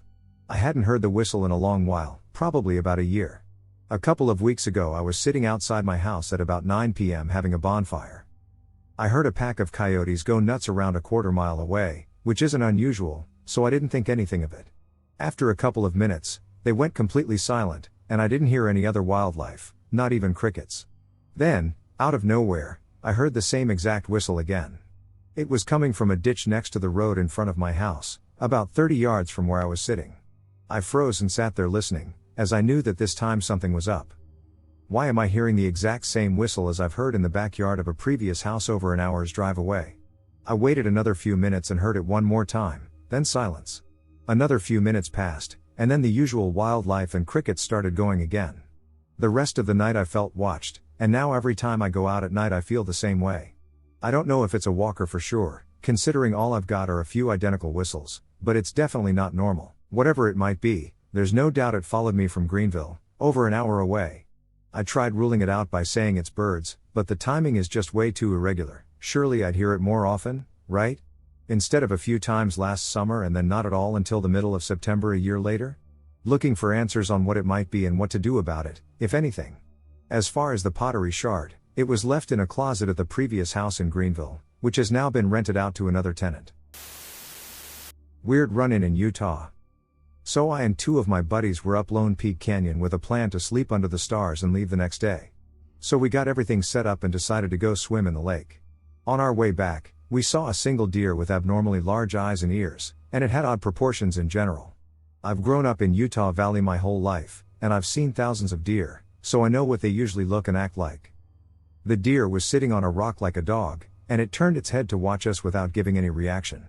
Its head seemed to turn and follow while its body stayed perfectly still.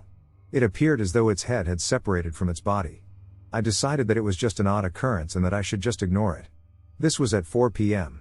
About 30 minutes later, while we were at our campsite, we saw the same deer chasing another, but it stopped and continued to just look at us for maybe 5 minutes. When we all looked away, it almost just disappeared. Maybe it took off as soon as we looked away, but this was also odd. 30 minutes after that, we saw the same deer probably 200 yards away up on the side of the hill overlooking us. It stayed there for at least 45 minutes just staring at us. The fourth time we saw it was later, around 9:30 p.m., when we were in our sleeping bags getting ready to go to bed.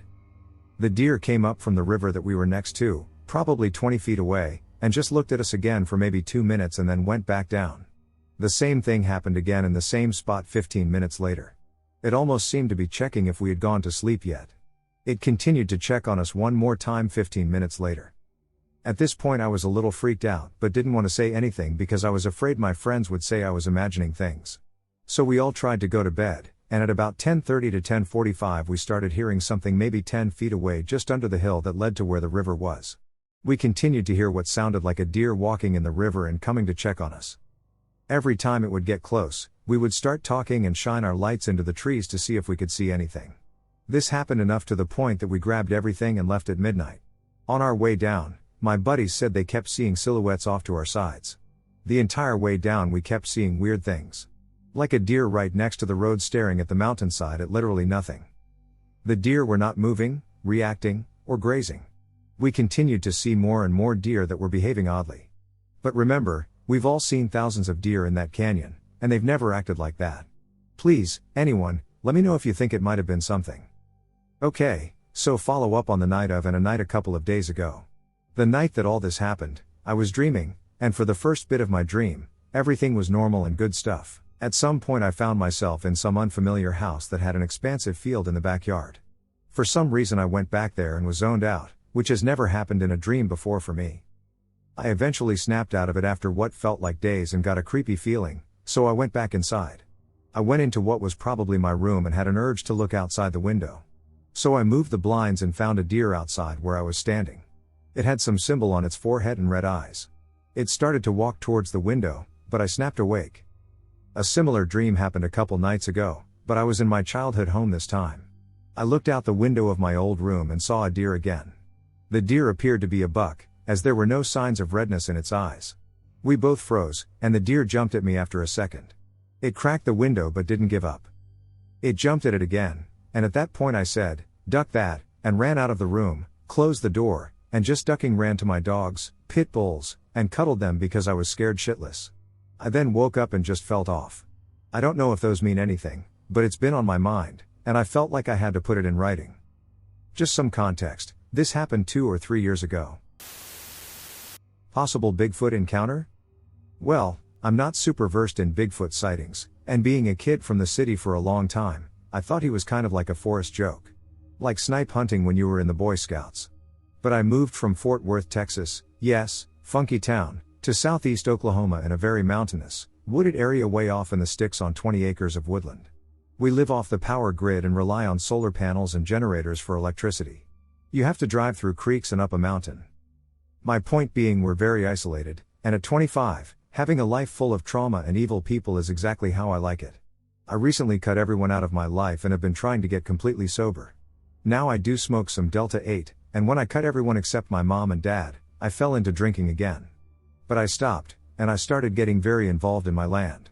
Now my mom lives out here, it's her property, and she fully believes in Bigfoot but has never seen one and doesn't really want to. But I've been finding myself very curious about the silence of our forests at times. And the inexplicable feeling of being watched. When I was about 20 years old, I was homeless in Florida. In a heavily forested area where I was sleeping, I was stalked by a big cat for 3 days. For the first day I just heard it pacing back and forth, and I was getting my hammock and gear out of my car and getting ready to make the hike to my spot. But as I heard that thing walking, I had this feeling that felt like, if I don't get back into my car, I'm going to die. I felt super uncomfortable, and I tried to brush it off, but as the steps got closer, I relented and got into my car. This happened again the next day, but when I was in my spot. Now I had a 9mm Beretta with 17 rounds and 2 clips, so I just waited for the footsteps to fade into the dark, and after an hour, I fell asleep. But I had that same feeling, and I was actually scared that there was a predator out there. On the third day I was out there with my girlfriend, and we both heard it. Now I was pretty alarmed because we were in a different spot, and I knew something was stalking me at this point. My girlfriend got the same anxiety too, and that gave me the chills. She finally got up out of the hammock and turned around and said, "Oh my God." I jumped up and turned around and saw a huge, tan Florida panther a little smaller than a small picnic table. Now my point in telling you that story is so that you know I know what it's like to be stalked by something that can kill you, and while their eyes are on you, there's a sixth sense. Maybe some prehistoric survival instinct that still lingers. When I was walking through the forest looking for my weed vape last night, I was walking and got down to the main road. Now the thought was maybe when I hopped out to open the gate, it fell. When I got to the road and started looking around, I heard 2 whoops coming from probably 20 feet away. They weren't hoots from an owl or yips from a coyote. It was deliberate and felt targeted at me. Almost to gently let me know it was there. All of a sudden my 7.62 felt like a BB gun, and I almost regretted having it on me. I got that feeling like something huge was watching me. But I didn't get the feeling like I was going to die. But I got the feeling that if I had aimed my gun recklessly in the forest in the direction of the sound, it could have ended badly for me. I also felt like it wasn't planning on hurting me. So I turned around about face and started deliberately walking away from the sound. Now I'm not scared of death, but I felt a respect for the animal. Like it was his territory, or maybe he was hunting and just letting me know he was there so I didn't walk up on him. As I was walking back up the drive on the other side from where I heard the whoops, I heard super heavy footfall very fast that seemed to almost shake the ground for like 10 seconds, and it was gone. It seemed to run in the opposite direction from me. I was very relaxed, but my heart was pounding. I still didn't feel at risk. I felt some kind of intelligence might be there, so just in case I called out very slowly and deliberately. "Hey, if there's anything out here, I mean you no harm, but I'm not afraid of you either." The last part was a lie, and I felt ashamed at the nervous pitch in my tone, but the damn ground shook when that thing ran. I knew there wasn't much I could do to stop it. Right after I said that, I heard 2 more whoops from the same area as the first one. I think there were 2 or maybe more if it was a Bigfoot, I don't know.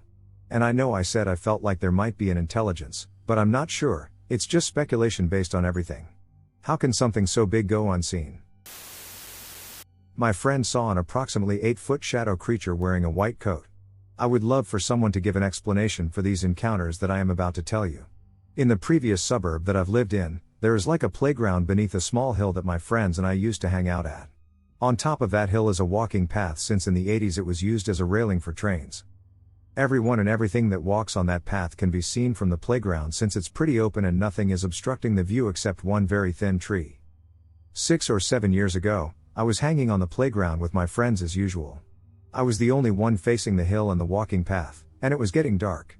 I looked down for a second so I could light a cigarette, and when I looked up, I saw an abnormally tall person that was completely pitch black, but you could make out a hat that looked like a fedora, a long trench coat, and some sort of a briefcase from his silhouette. He was running fast but dead silent, and when he got behind the tree that was obstructing the view, he simply disappeared like in some cartoons. I was very confused by it at first, so without saying anything, I went over to the tree to see if anyone was behind it. While walking to the tree, my friends were confused as to why I was going, and they were asking me, but I didn't say anything. Once I got to the tree, I saw nobody. If the person were to go in any direction after passing the tree, I would have seen him, and in that moment my heart fell. I ran back to my friends traumatized to tell them what happened, and they started making fun of me, saying that I went crazy. 1 year later, I stopped hanging out with most of my friends, but I've started hanging out all the time with my current best friend, and one night we were just chilling, and we started talking about strange encounters that we had experienced. I decided to tell him about my sighting of the shadow man/creature. Once I started to describe what the man was wearing, I saw fear on his face. I said that he was wearing a fedora-like hat, and he interrupted me by saying, "And a trench coat?" I felt fear in that moment as well. Then he told me about his encounter with the man or creature. One summer night, he was walking on a path when he came under attack from some stray dogs.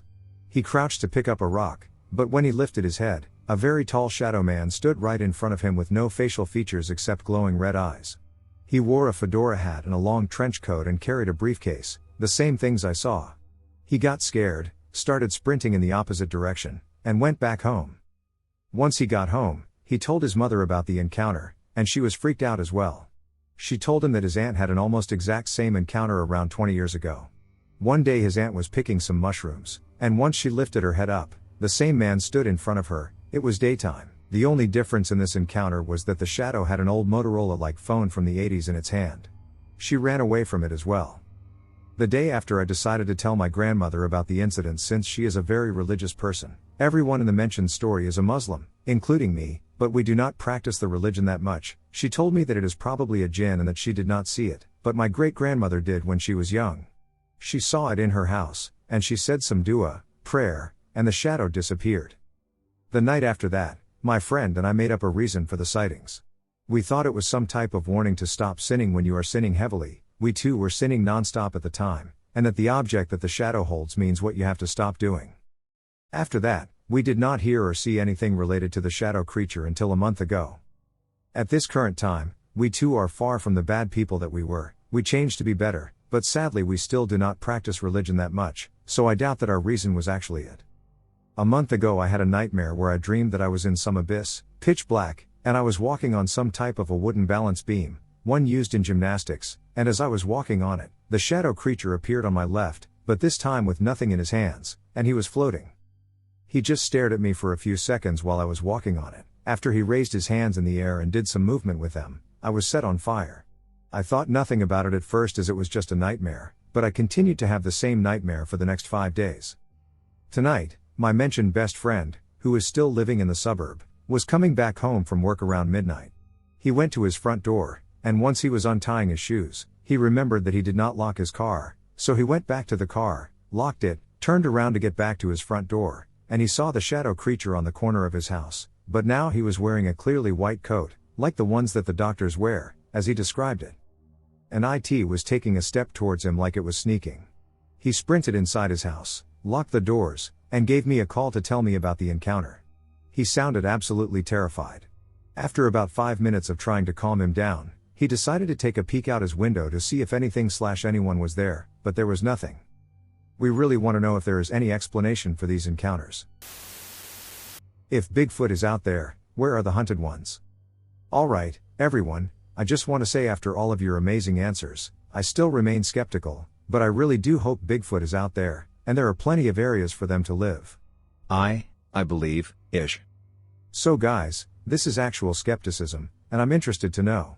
Alright guys, I have hunted and fished the United States from border to border and coast to coast, and I've only ever seen one thing cryptid related, a black panther in SC, but I think that's different than an ape population. Hear me out, despite the United States' sparse population and its wild landscapes, hunters are present everywhere. If there is open land with forests and life, hunters and firearms are there too. How could a giant ape possibly live, let alone thrive, in the US?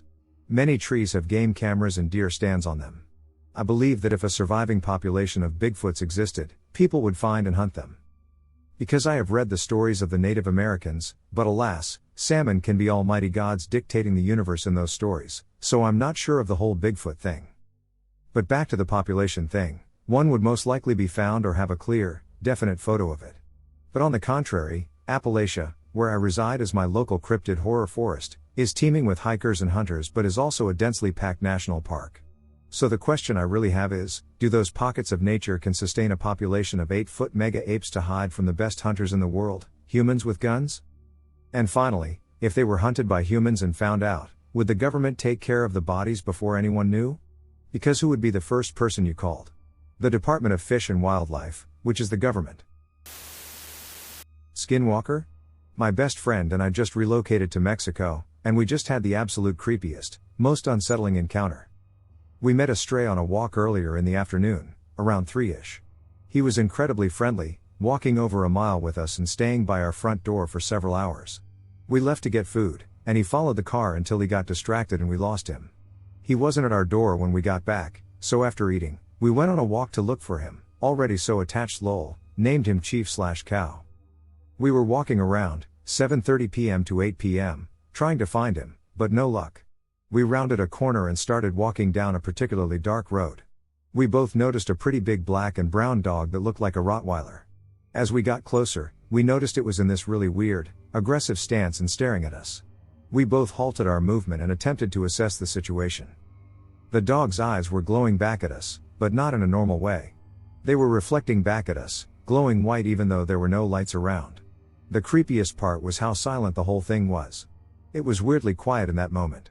My best friend just described it as energy you couldn't just walk around. It was like a weird block, you either enter it or leave it alone. We both stood there for what felt like ages as this dog just silently stared at us in the darkness. We both very slowly backed up and went back around the corner. The dog turned around and stood facing the other direction, very rigid. We both felt as if the energy was following us and felt like we were being watched the whole way home, even though he was nowhere to be found. It still feels so weird. We both waited to talk about it until we were safely behind our locked gate and door. But WTF was that? Does anyone have any theories or similar experiences? It scared the living daylights out of us but made us unsettled more than anything. I wasn't sure about Bigfoot till now. I've been a little apprehensive about sharing this, as I am still wondering what happened. For context, I was 13 when this happened. By that age, I had spent most of my years with a gun in my hand and more time in the woods than the average kid. I didn't spook easily and was confident in my ability. I had no problem walking in the woods at night as long as I had my rifle. It was about 3 years back, on a deer hunt with my dad up in North Idaho. We wanted to find a new hunting spot, as our old one had about 1,000 Californians who thought it was their new home. We found a cutoff road that went for a couple of miles to another cutoff road, which went for several more miles to an old mine with a lake close by. I walked off while my dad got some lunch going. I was out by the lake with my fishing pole killing some time. I found a good-looking spot to cast out. So I unhooked my line when a rock about the size of a grapefruit went flying by me at what seemed like 100 miles per hour. Mind you, it was completely flat for quite a ways around. It didn't fall off a steep mountain face or hill of some sort. I quickly slipped my rifle off my back into my hands, knowing that my dad would never throw a rock that big that close to me.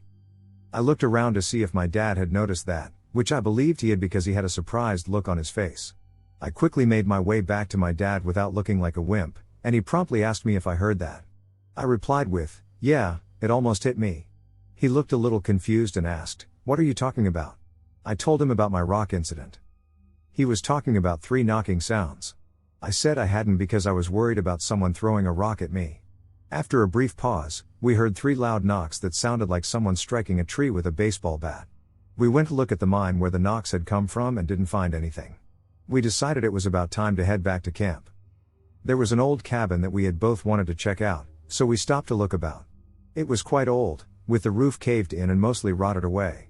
There was a burn barrel that seemed to be newer than the cabin, so me and my dad both peeked in.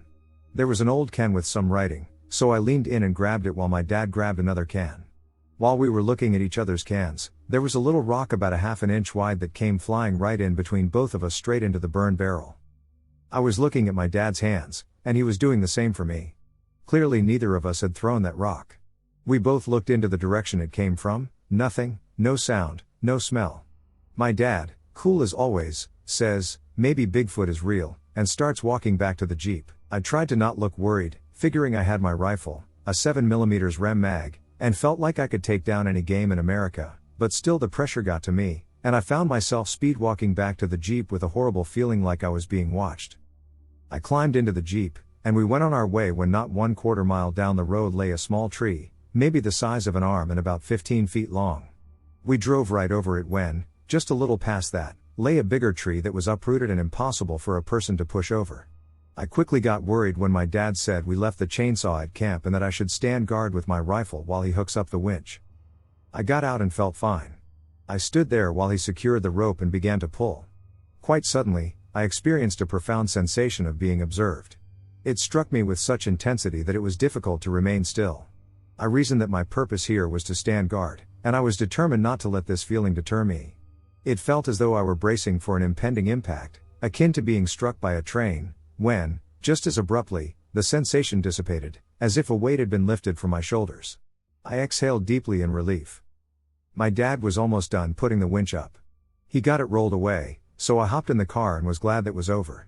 I thought, glad I won't have to do that again, and as soon as I thought it, my dad said, "I'll be damned, like someone doesn't want us to leave." There in the road lay a tree bigger than the last. He hops out to hook up the winch again. Without being told, I know it's my duty to stand guard. I get out and position myself where I think I'd be able to fight off anyone or anything charging my way. I stand there almost the whole time feeling as cool as a cucumber when, right as I'm about to hop back in, my body gets the chills. It was hard to put down the rifle as I was putting it in the car. Like some kind of instinct was telling me, "Don't put that down, you're going to need it. Don't put that down, you're going to need it." I jumped in as quickly as I could and slammed the door closed. My dad threw it in gear, and we took off. We talked about all the odd things that happened, and we decided that it wasn't anyone messing with us due to the fact that we were far away from anyone else and hadn't seen any tracks or anything. It wasn't an animal, excluding Bigfoot, because I'm not sure of any animals in America that can heave a rock like that. I've had many trips in the wilderness since and never had that feeling without cause. It's like a superpower. I get the feeling I'll stop, look, listen, and smell, and sure as shit there will be a deer moving into a clearing or something of the sort. I'm convinced there was something in the woods that day with me and my dad, I'm just not sure what. I think it was Bigfoot, and so does my dad. If anyone has any idea, I'd love to know what you think. Strange creature sightings in the Hunters Ridge area? Back in high school, around 2015, before the Ormond neighborhood was fully developed, a large group of friends and acquaintances used to spend the night in the undeveloped areas of the neighborhood, far from any houses, where we would hang out as teenagers and occasionally engage in street races. Anyways, it started to become an occurrence that someone would claim they saw Bigfoot out in the woods off of the road or in the far distance, either while driving in and out of there or while standing watching a street race go down. I never took any of my friends seriously and just ignored all of it until one night we were all leaving, driving down Airport Road, and our one friend leading a line of cars, probably 7 total, locked them up at a distance in front of us, causing us all to stop very abruptly. He jumped out of his SUV, freaking out that he just saw a creature on its hind legs standing in the middle of the road, and ran off into the woods as fast as a deer. At this point, I started questioning whether there was any legitimacy to this. Even from a very young age to now, I'm definitely not a skeptic of weird shit in this world, in general, but if I don't put my eyes on something, I don't know for sure if I'm getting my chain pulled or not. Fast forward to a few months later, my girlfriend at the time and I were out driving around at night and saw my friend's car heading out in that direction. I thought he was taking a girl out to Hunters Ridge based on what he told me in class that day. So we decided to head that way to rain on his parade, lol. Disclaimer, he wasn't out there. As we turned down our road, which we used to race on to see if he was there, I noticed in the field to our left, basically a row of lots where homes aren't yet built, off the road at our 11 o'clock position, a light-colored/white silhouette standing maybe 200 feet from us. As I crept down the road to get a better view of what I was seeing, I got about 75 to 100 feet away, and this thing turned around and sprinted on hind legs at a minimum of 30 miles per hour toward the woods. I began to feel anxious and lowered my window to obtain a clearer view. As it entered the woods in Palm Line, the sound was reminiscent of a Mack truck crashing through the trees. It was the loudest thing I've ever heard run through any sort of woods. The thing was moving, and nothing was stopping it. I must say that I was 100% sober and wasn't under the influence of anything when I saw this, and as far as I'm aware, that applied to a majority of the other sightings as well. The closest thing I can find that looks like what I saw was a Skinwalker/wraith. I've heard the land out there was a big-time Native American area, and people have found ancient artifacts early in the neighborhood building process, which would actually align with that theory. Has anyone else witnessed the same creature in Hunters Ridge in the Airport RD area? I'd also be interested in hearing about any other unusual experiences. I feel like my peers and I can't be the only handful of people.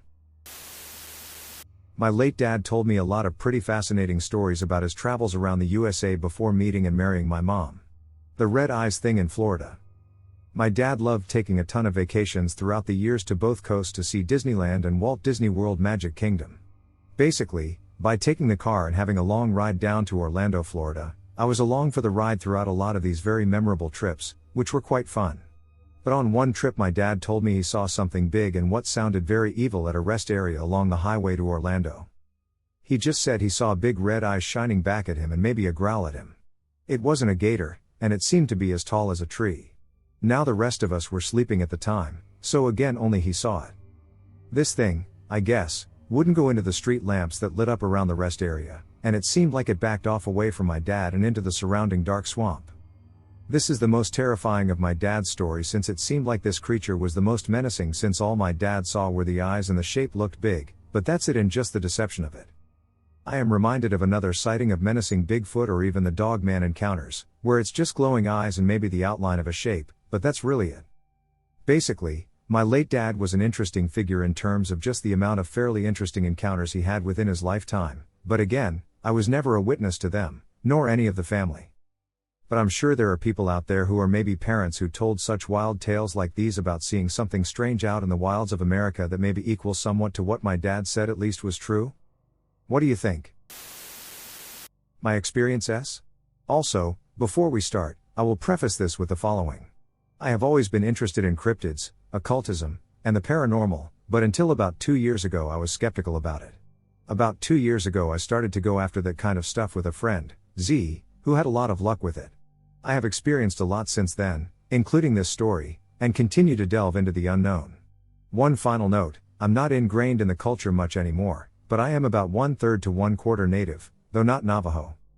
Now then, about a year ago, I and my friends had decided to go camping up in northern Arizona, near Flagstaff. We chose this spot because we all wanted to escape the hell that is the rest of Arizona's weather.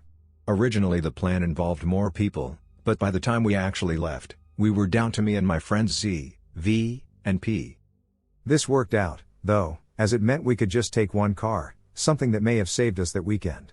Now we weren't experienced campers or anything, but we had the basics, a tent, flashlights, and a fire starter, and I had my Mosin Nagant, not the best, I know, but it fired a big round, and I had ample ammo at the time. We chose a site based on reviews a bit north of Flagstaff and followed our GPS there through some windy back roads. Eventually we hit a Y intersection and went left, as the GPS instructed. By the time we eventually find a parking area and get out and look for a suitable campsite, it's well past 10 p.m., so I take my rifle and flashlight, Z and V also grab flashlights, and we head off. We trek through the woods for about 15 minutes looking for a good place, but to no avail. We were all feeling tense as we searched, something felt off, and we all vocalized it, almost like we were being watched. We start to head back through a clearing we passed to the car, but about 3/4 of the way through, I ask Z a question and get no response.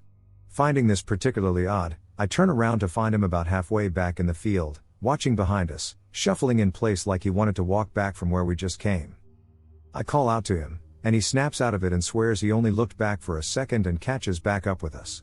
Now, before you say he got, I doubt this because of what happens later and that he has acted completely normal and looked normal ever since. We get back to the car without anything else happening and decide maybe we should have taken the right path at the Y instead, so we drive back. We arrived at the Y and took the right path this time, but it took us a whopping 30 feet before we stopped. There's a ditch in the road, and we aren't sure if the car can make it over, so Z gets out to check. It takes him less than a minute to figure out that it couldn't, and he walks up to the driver's side window to tell us. It's only after saying it can't that he freezes in his tracks and just stares behind the car at the intersection and simply says to look in a hurried voice. We all contort ourselves around the car, looking through mirrors and the back window, but we all see it, a tall figure, easily 8 to 9 feet tall, standing beside a tree watching us. Once confirmed Z isn't just seeing things, he basically vaults over the car and dives into the back seat, slamming the door behind him. During the commotion we lose sight of the thing for a moment, and by the time we look back, it's still there, but in a different stance, just stalking us. We quickly get a flashlight out of the sunroof while I rapidly load my rifle. During this time it moves again, slightly deeper into the tree line but still watching us.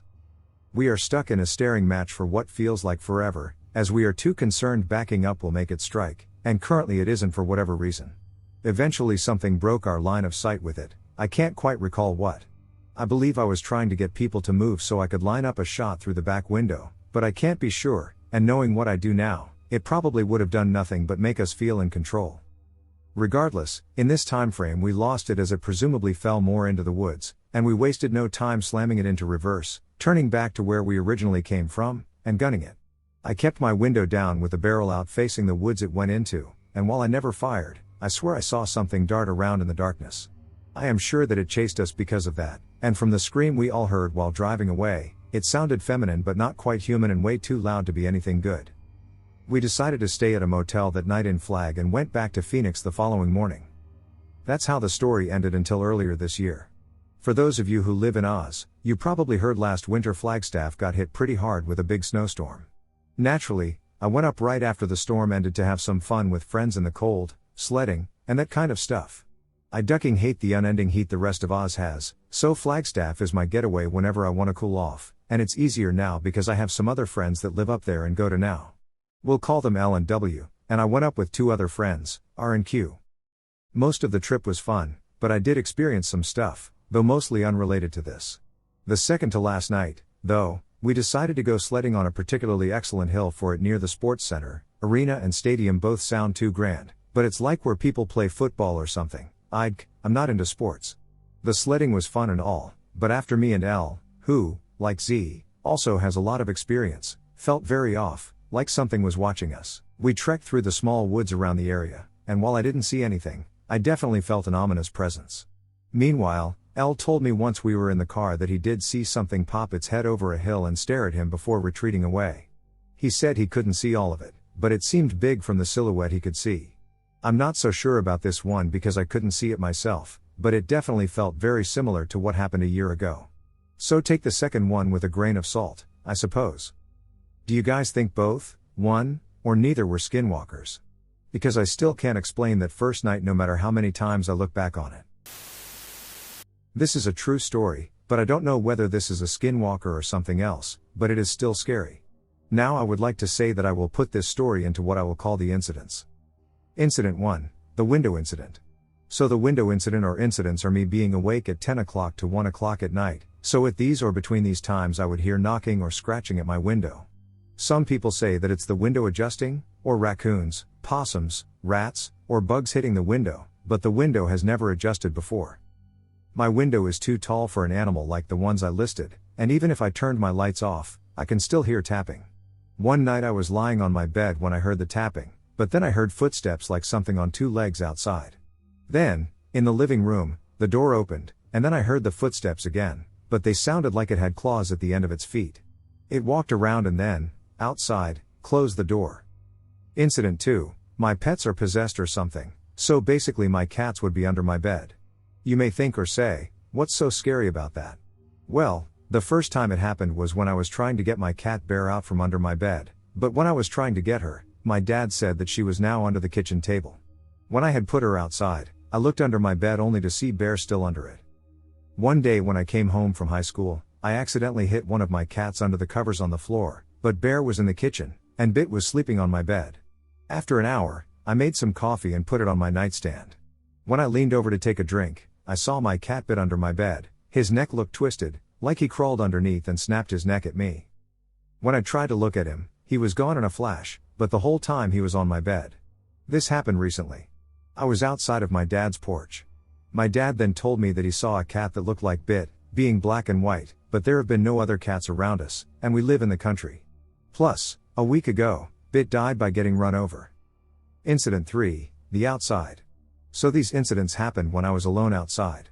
This is going to be quick. The first one happened when I was outside, and I heard rocks being thrown on the roof of the porch.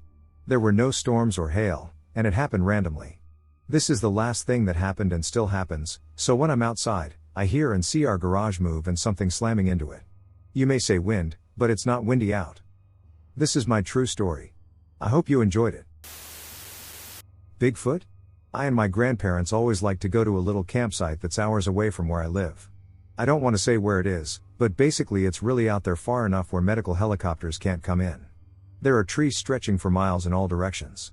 We always enjoy camping there because my grandfather is a big fan of Bigfoot, and I would rather not spoil the experience by revealing too much about it. However, when I was approximately 13 years old, we went camping there, and while the experience was quite ordinary, I did not pay much attention to it and simply regarded it as a camping trip. The first time we went was with my grandmother, my grandfather, my cousin, and a friend my grandfather had met online. He was present due to their shared enthusiasm for Bigfoot, and he possessed a considerable amount of equipment for tracking. Specifically, I am referring to equipment used for tracking Bigfoot. In any case, they are both quite enthusiastic. They conduct an interview discussing my grandfather's initial visit to the location and the fear he experienced.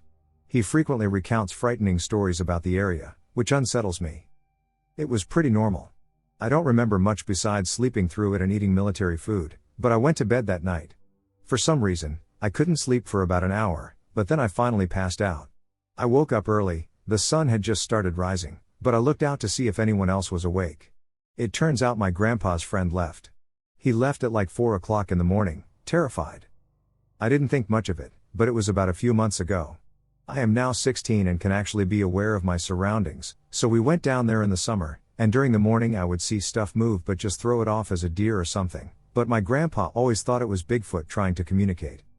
I threw it off, not thinking much of it, but we started walking for a while, and I swear I saw a nest, not a normal bird's nest, but something man-made, something that would fit some kind of gorilla. There were 2 of them high up in the trees. We documented it, but we came back to camp, and when I tell you it was terrifying at night. I kept on hearing crickets, which meant I was okay, but it was 12 o'clock at night. I couldn't sleep, I wasn't on my phone. I was just kind of staring off, just daydreaming, thinking about writing in my notebook when all of a sudden the crickets stopped. It was dead quiet. I was terrified. Now, of course, I could think it was a bear or something, but bears don't normally walk on 2 feet. There was no talking, no nothing. I swear something was walking right next to my tent, smelling my hair, something not human. The next morning I told my grandpa what happened. He said the same thing happened to him the first time he was here. We went back to where the big nests were, but this time there were footprints way bigger than bears. They didn't even look like bear footprints, they looked human, approximately the size of 2 vinyl records placed side by side. We left in the morning, but I swear we were not alone there. Now you could say this was fake or whatever, but I know something smelled my hair late at night, and I know it wasn't human. Aurora, Colorado, people. I need help identifying this cryptid. Okay, so I've worked door to door for a few years, and as days get shorter, I end up working a couple of hours in the dark. Aurora is an area I've worked quite a bit in, and coincidentally just moved to, and every year around October/November, I and some of my coworkers repeatedly see something running around less populated neighborhoods. It's almost dog-like, but taller and lankier, with a body shape reminiscent of a prey animal. Usually, it's an unsettling black shape, but I saw it again today, the first time seeing it while driving. The shape, approximately 5 feet tall, remained unchanged, but this time it was crossing the road. I know others saw it too, because oncoming traffic had to brake for it. It was almost impossible to focus my eyes on, like it was only halfway in this dimension, and headlights were able to go through it a bit, like it was translucent. I was trying to look up local cryptids, but I can't find anything on them. However, they're a pretty casually accepted reality by locals. Does anyone know more about them? There are definitely a lot of them, but they seem to operate solo. Please help, I'm insatiably curious and at a loss right now. My sister saw a skinwalker in Australia. This is my sister's story. This happened when she must have been about 16, she's 22 this year. We live in Queensland, Australia, and this happened at my grandma's house. Her land is quite big, about 7 acres, for the area, considering this happened right in the middle of a very well-populated suburb. Her house is right next to the school my sister went to, like jump the fence next to it. There are 3 houses on my grandma's street. I put street like that because it is basically just one giant driveway that my grandma lives at the end of. The neighbor's backyard is visible through some light trees in my grandma's front yard. The reason I explain this is because, from listening to a lot of skinwalker stories, this doesn't seem like the typical setting. It must have been about 8 p.m. during winter in Australia, so it was pretty dark. She was dog-sitting my grandma's 2 very little dogs, Ruby and Crystal, for the weekend. She let them out to use the toilet while keeping a close watch on them due to their tendency to get distracted easily. She called the dogs, and only Crystal came running to the door. There is a dim light that illuminates the porch, not her yard. She could barely see Ruby, but she was just sitting there, staring at her. She called her name a few more times in a high-pitched voice, which the dogs always come running to. Ruby took a few steps forward and sat down again, staring at my sister. My sister always emphasizes that Ruby looked all types of wrong. Her face looked like someone tried to draw Ruby from memory but just couldn't. But most of all, her walk. She explains that it looked like a human crawling, but they were a dog. My sister super freaked out and noticed she could see or hear Crystal anywhere. She closed the door, ran into the room where the dogs were sitting and where she was watching TV, and there were both the dogs, sitting on their bed acting completely normal. She ran to the door, and the thing pretending to be Ruby was gone. She locked the door and went straight to bed. It wasn't until recently that she brought up this story again. She had told it many times before, but considering I was about 8 the first time she told this story, I didn't pay much attention to it. I recognized it was a skinwalker since I loved the episode of the Jenna and Julian podcast where they talk about them. I ran to my sister and said, "That was a ducking skinwalker." My sister and I, being the paranormal addicts we are, spent hours telling our other sister and dad about skinwalkers. To this day I'm still terrified we have skinwalkers in Australia. I don't really know much about skinwalkers, but I figured here would be the best place to ask about what I saw tonight. I live in the very northern east coast of Canada, basically the farthest northeast you could live. I've heard people say that's where certain kinds of creatures live, but as I previously stated, I know absolutely nothing about it. There's an area extremely deep into the woods, about 40 minutes away from where I live, so deep into the forest that you don't really see anyone else. There are a few smaller stores out that way, but nothing really noteworthy. But if you walk deep into the woods, there's a path cars can't drive through where a burnt-up, abandoned slaughterhouse that apparently closed down sometime in the 90s is. Religious/spiritual people I know have said not to go there because it's cursed, and I had a First Nations friend fill me in on a bit about what he knows about the area, which he basically just said he wouldn't go there. Over the weekend, I and a few friends were bored and decided we'd go check it out since we were in the area and extremely bored. Nothing happened, we just got some pictures. It was a bit eerie, but it was whatever. The days after we went to that place have been kind of strange. We've had random bad/unexplainable events occur out of nowhere, but I'm not really going to draw a connection between the two. I just thought it might be worth something. But here's where I think we had an encounter. Tonight we gathered the same group plus 2 extras and drove back out there just to show them around, explore more, and get better pictures. When we got there, we heard what we assumed was just the wind howling, but the longer it went on, we realized the pattern didn't match up with the wind, nor did it make any sense for it to be howling like that.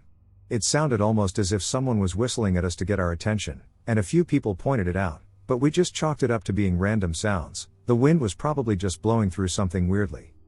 When we were in one of the secondary buildings, a friend pointed out it looked like something was running around outside the main building, and he was right. It looked like something very quickly moved across the front side of the building, and the sound was back but louder. We went outside and crawled through a section in the gate to get back to the main building, and as soon as we made it through, we heard a loud swinging sound, almost like a rusty door was being slowly opened and closed. I and another friend were extremely put off by the sound and asked to go back to the car, but the others said they wanted to go into the main building. As we were walking up, we made it to the front of the building, and a friend jokingly made a remark about us splitting up and exploring the building. As he said that, we heard a series of loud banging, like something was running across the metal floor of the building towards the door.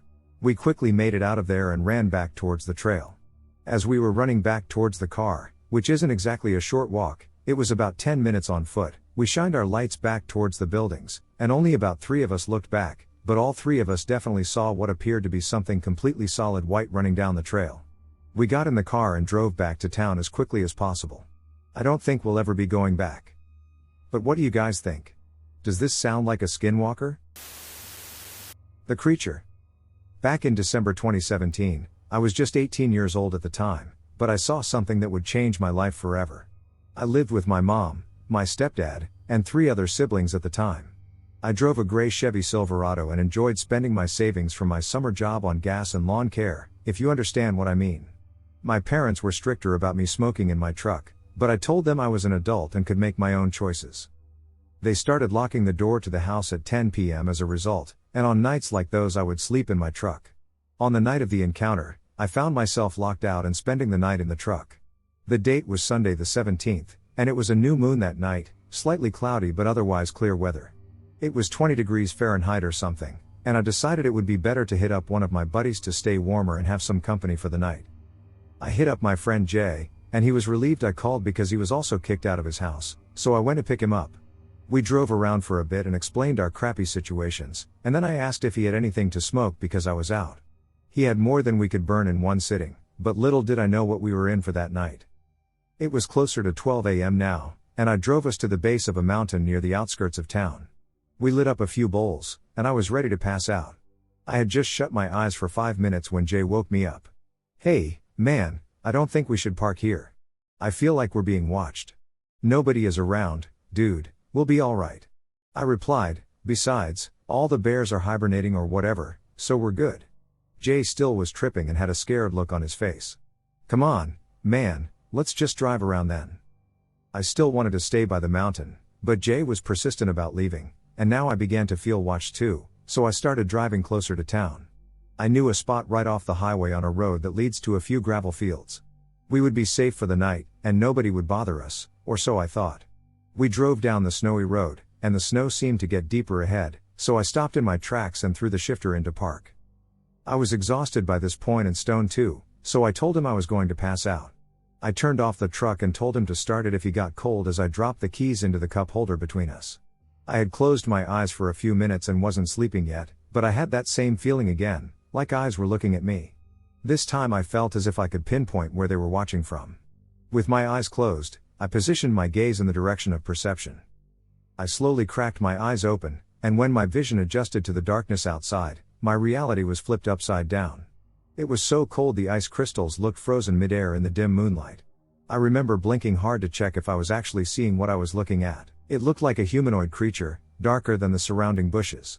It was hunching behind a bush trying to remain hidden. My breath became shallow, and my heart began to beat quicker. I became speechless as the blood drained from my face. I looked at Jay, only moving my eyes, and he was like a pale statue. His attention was fixed on the creature, which was 50 feet in front of the truck on the passenger side. Jay didn't know I was awake yet, but once I knew he saw it, I had to keep looking too. My eyes returned to the creature just as it started moving towards us, crawling on all fours. It seemed enormous and skinny, maybe even emaciated. It was naked, and the damn thing was hinged in the middle of the torso as well as at the hips. The long arms and fingers reached forward as it moved deliberately towards us. It was so close to the truck, maybe 15 feet, now in view from the passenger window. The tall creature paused and stooped its head to look at each of us with a devilish grin. We were rendered frozen with fear. The creature then continued its cryptic movements towards the back of the vehicle, just out of my sight. At that moment, I felt Jay grab my forearm, which was resting on the center console. I think he was trying to wake me up, not realizing I had seen everything that just happened. He was still watching it move, looking through his passenger side mirror until it was out of his view. Just as we turned to look at each other, we could see the creature now coming toward the bed of the truck directly behind us. I quickly faced forward as it climbed into the truck bed, my body turned into a cold statue with my eyes fixed to the rear view mirror. Jay watched the whole endeavor, facing the rear window and the creature itself. The thin arms reached outward as the hands clasped the top of the bed rails on each side. Its long fingers wrapped into the wheel wells as it gripped the truck bed. The left foot softly set down first as its weight then followed, along with the right foot stepping in after. My truck suspension bottomed out as the creature sat on the tailgate. Jay's grasp on my forearm turned to a death grip as we watched the abdomen flexing its strong muscles, bending toward us.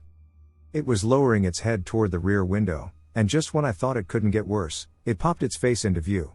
There were 3 flashes, each one more powerful than the last, like an EMP went off.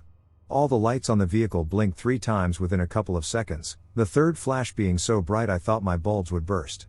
My eyes were watching the light flash onto the humanoid face, revealing unsettling details. It had a malevolent Joker-like grin with long creases on each side of the dry lips. The many teeth were mostly broken and jutting out randomly from rotting gums, with grotesque cuts in between teeth. Its nose looked like it had frostbitten, broken off, and then dried up small. The piercing eyes had sunken under its pronounced brow line. They were human-like enlarged yellow eyes with a dark iris and had many bulging, enlarged red veins going to the pupils. The many bloodshot veins almost seemed to make the eyes glow red with fury. It was hairless, and the skin looked leathery and blackened from frostbite. It felt like the devil himself was looking into my truck. Jay was looking directly back at it. At this point, we finally broke free of our frozen state of fear and began to both yell loudly. We both exclaimed, "What on earth is happening?" as I freed my forearm from his grip and hurriedly searched for my keys. The truck then jolted and shook violently as the creature jumped towards the willows on the driver's side of the truck. I put the key in the ignition and turned it, but it was completely dead. The dashboard wouldn't even light up, and no chime sound was heard. I clicked the key back and forth, still nothing. I closed my eyes and prayed, God, if you're here, please help my truck start, and as I turned the key, it miraculously started, and the engine roared awake. Once the truck was on my brain, it was trying to convince me, it was a bear. You're not crazy. It's not real. It's a bear. I was trying to clutch onto my broken reality. Behind my front seats I had a bench seat with my .308 Ruger Scout and a spotlight sitting on top. My truck gun made me feel safe, but I couldn't shoot because I was within city limits and would wake up half the dang town if I did, so I got the spotlight. I had to see it again. As soon as I got the light, Jay was saying, no no no no no. But I exclaimed that I had to see it. I scanned the area around the bush line to look for a bear. I was desperate to spot a bear. As I scanned with the beam of my Maximilian spotlight, it passed the bottom of the humanoid cryptid. I paused before returning the beam to the creature. Did you see that? I said to Jay, yeah, let's go, he yelled back in horror. I'm going to go back to it, okay? I brought the light back to the legs and lower torso. The long, slender legs stretched high to narrow hips with no genitals in between, just a smooth bump. The long fingers were pointed and hung limp below the knees. The blackness of the skin reflected the yellow beam of the spotlight back to us, showing much definition of strong muscle structure. You looking, Jay? I said, yeah, what the duck? Let's go. He replied, it almost seemed like it wanted us to see it again. I slowly brought the beam up the long torso, viewing its thin, cadaverous structure. It had many pronounced abdominal muscles and stood tall next to a specific branch about a foot taller than itself. I then brought the beam up to its face, and that's when my heart dropped to my stomach. The whole time the beam wasn't affecting its vision.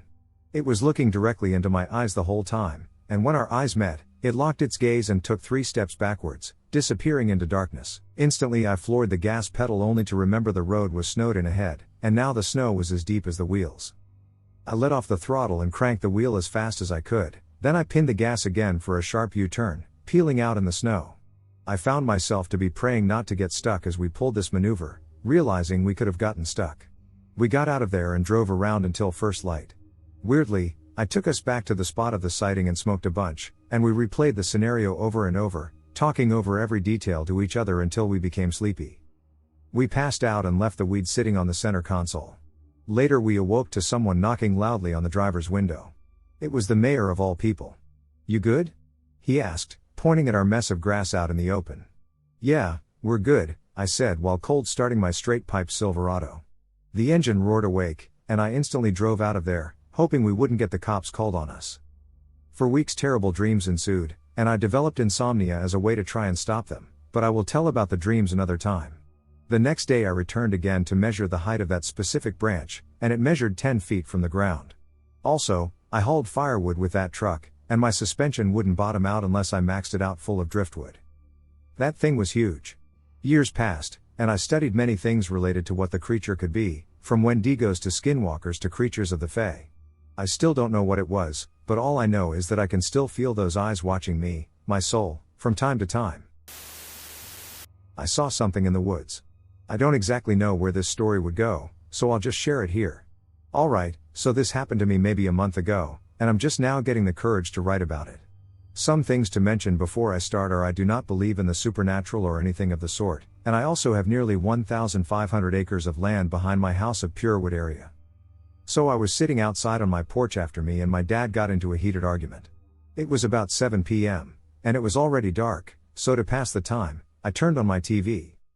After an hour, I heard noises from the trees and bushes. We have many raccoons, and I heard the noise from where my trash can was, so I thought nothing of it. But again, about 10 or 15 minutes later, I heard a noise. This time it sounded like walking, and shortly after I heard the sound of a branch snapping. Not a stick or anything but a full tree branch. It caught me by surprise, but I saw nothing, and I just ignored it again. That was my first mistake. Right then and there I should have gone back into the house. The rest of the night was fairly normal besides some footsteps here and there. I went out the next day to see what made the noise. As I suspected, there was a broken tree branch and some footprints. But the footprints were strange. They looked human but at the same time almost like coyote tracks. I have plenty of coyotes where I live, I live smack dab in the most secluded part of Kansas. I thought it was weird but continued my day. Again I went out there at night, this time hoping I would catch something out in the woods. I sat there for about 45 minutes before I turned on the TV out of boredom. So I watched some Family Feud and glanced out to the woods every once in a while. I never saw anything weird until commercials started coming on. I looked out to the woods, and I saw something.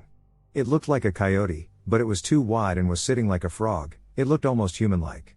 We stared at each other for a while, and then it said something. It was very mumbled and sounded scratchy like a broken record, but it sounded like my mom. My mom has been dead for nearly 6 years, so I knew it wasn't her. And then it said something. It said to me, "Come here, silly, why would you hide from your mother?" After that I bolted inside and never looked back. I didn't even turn the TV off. I wasn't brave enough to even look out the windows till the next day. And sure enough, I saw the prints again, the same human coyote prints as the day before. I never saw it again after that. My friend said maybe it was an elk, but deep down I know it isn't. Whatever it was, I hope I never see it again. My experiences with the Dogman. Just so that you have an idea of my background, knowledge, and experience, I grew up all over the rural southern U.S., from the Appalachian Mountains to the swamps, backwoods, and bayous of the Deep South, where I spent most of my spare time deep in the woods up into my early 20s. I have dedicated a significant amount of my time to activities such as hiking, camping, hunting, and fishing, and I have consistently found a sense of home and tranquility even in the most remote locations.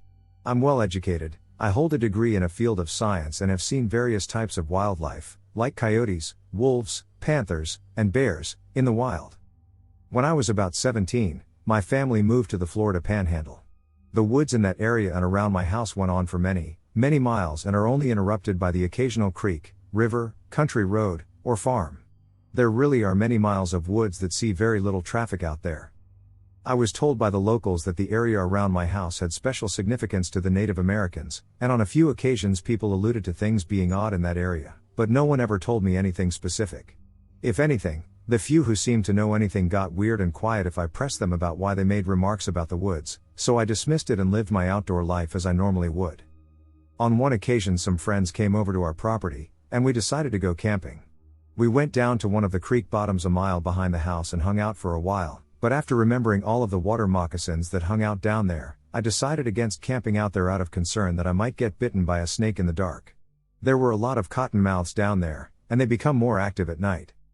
So I and another kid went home, and the other two were camping out. About an hour after dark, the other two showed up looking shaken. They said that they were going to sleep inside too. They seemed spooked, but when I asked them if something was wrong, they got weird and clammed up. The following day, we returned to the creek's bottom to engage in playful activities typical of teenagers. One of my friends had brought his rifle, which he seemed eager to try out. It was one of those Chinese SKS rifles. While we were at the campsite they had left the night before, one of them said they saw something like the invisible thing from Predator. I thought they were being silly, but they were insistent, so we looked around and saw nothing. A little while later the friend with the rifle fired a shot up into the trees, which was immediately followed by a giant splash in the creek. When I looked at the creek, I saw large waves from the impact, like someone had thrown something really big into it with a lot of force. For a fraction of a second, I thought I saw something brown and blurry in the creek, but before my eyes could even focus on it, nothing was there to be seen. Yet there were the waves, still moving. It was weird. I was surprised. I didn't know that he had intended to shoot at anything and had been looking the other way. My other friends didn't seem to know what had just happened either. We asked him what just happened, and he said, "I saw a large, hairy thing up in that large limb of the tree and shot it." I know that was absolutely irresponsible of him. I asked him what he just shot. Was it a raccoon? No, he said, it looked like something out of a zoo, kind of like a big monkey or something, but it had a face, and it was looking at me. I must have hit it because it fell into the creek. All of this happened in less than a minute, and we ran the 25 feet over to the creek where we had all heard the splash. There was still a slight disturbance in the water, but we never saw anything. When I questioned the friend, he reiterated that he saw a hairy creature resembling a baboon looking at him from atop a large tree limb. He emphasized, it had a face and was looking at me. I asked him, "What do you mean, it had a face? Did it have a human face?" He said, "No, it wasn't human, but it didn't look like any animal's face that I have ever seen. It didn't look like a monkey's face either, it was different." We searched the banks and looked around but didn't find anything. We even walked down the creek a good way to see if he had killed something and it had floated away. We never found anything, no blood, no tracks, no fur. But whatever had happened, he had irresponsibly shot at something, and even out of surprise, it had fallen into the creek, but we never found any sign of it. It was shortly after this that things started feeling weird, a little eerie, and we called it a day. I never knew what to think of that event, and I think I had written it off as something that either just didn't make sense or some kind of crazy, very successful prank. I asked the other two if they were messing with me, and they said they weren't. One of them did see him fire the rifle but didn't know what he was shooting at. He said he saw something fall in his peripheral vision, but when he looked in the creek, there wasn't anything there. Life continued on as normal, and I spent a lot of my free time hiking, exploring, and looking for fishing holes off of that small creek. After spending time hiking and exploring, I began to have strange experiences in the woods from time to time. Sometimes, usually late in the day or at dusk, I would get the feeling that I was being watched. The feeling wasn't there usually, it would just happen on occasion. I started noticing that sometimes in the evening I would hear strange animal noises from the surrounding woods. A few times it sounded like a blood-curdling scream, once it sounded like a roar, and a few times it sounded like some type of odd bird-like cry, similar to a peacock. Being familiar with animals, I always tried to deduce what animal had made the various noises. I concluded that the screams must be a panther and that the roar must have been a bear, but the peacock noises made no sense. There were 3 neighbors within the next mile and a half on that isolated road, and none of them had peacocks. Then late one evening, I heard a more intimidating scream than before. It just sounded bizarre and caused me a sense of fear and dread. The scream sounded like a woman being murdered. I don't know how else to describe it. It was high-pitched, shrill, and loud, but it seemed too loud and lasted too long for a human. I assumed it must have been a panther, yet something about it felt unnatural and sent shivers down my back. It was during the last bit of twilight before total darkness, and I hurried my butt back to my house. Sometime after that, the occasional sense of being watched and followed began to feel stronger and more malevolent. On a couple of occasions after that, when I was out in the woods, I felt that I was not just being watched, I was being hunted and that my life was in danger. I never saw or heard anything. The woods were always silent when this happened, and I always quickly made my way home but made a point to walk, as I felt running might trigger a predator like a panther to chase me if that's what it was. Whatever it was, I felt like I was in imminent danger of death. It was a consuming feeling like nothing that I've ever felt. One day during this time, my little brother and his friends came running excitedly up to me and told me that 2 of them had seen a bear. I asked them what they saw since this area had been hunted for years and bears weren't supposed to be in this part of Florida. They said they turned and saw something on all 4s walking into the woods. They only saw the creature's back and the upper part of its back legs. It was a bear, they said, because it was brown, hairy, and much bigger than a dog. Again, there are no bears known to exist anywhere near there. At some point after this, I was out hiking again one day and had made a point to bring my shotgun loaded with number 4 shots, which were the largest pellets that I had. I had begun carrying it when hiking as a precaution to whatever was out there. I was still leaning towards it being a panther. I didn't know what else it could be that would stalk a human and go undetected. I had noticed that the strange feelings and various strange sounds seemed to happen around dusk or at night, so I had started making a point to get back home well before dark. This time, I had stayed out too late. As dusk was approaching and I was making my way home, I experienced the strange sensation once more. Something was watching me. No, it felt like something was after me. The level of fear and the senses that this thing triggered were entirely different from anything that I had ever felt. As I made my way home, I knew someone was stalking me, but I couldn't see or hear anything. Whatever the thing was, it seemed to move with me as I had walked hundreds of yards, but the feeling had only grown stronger.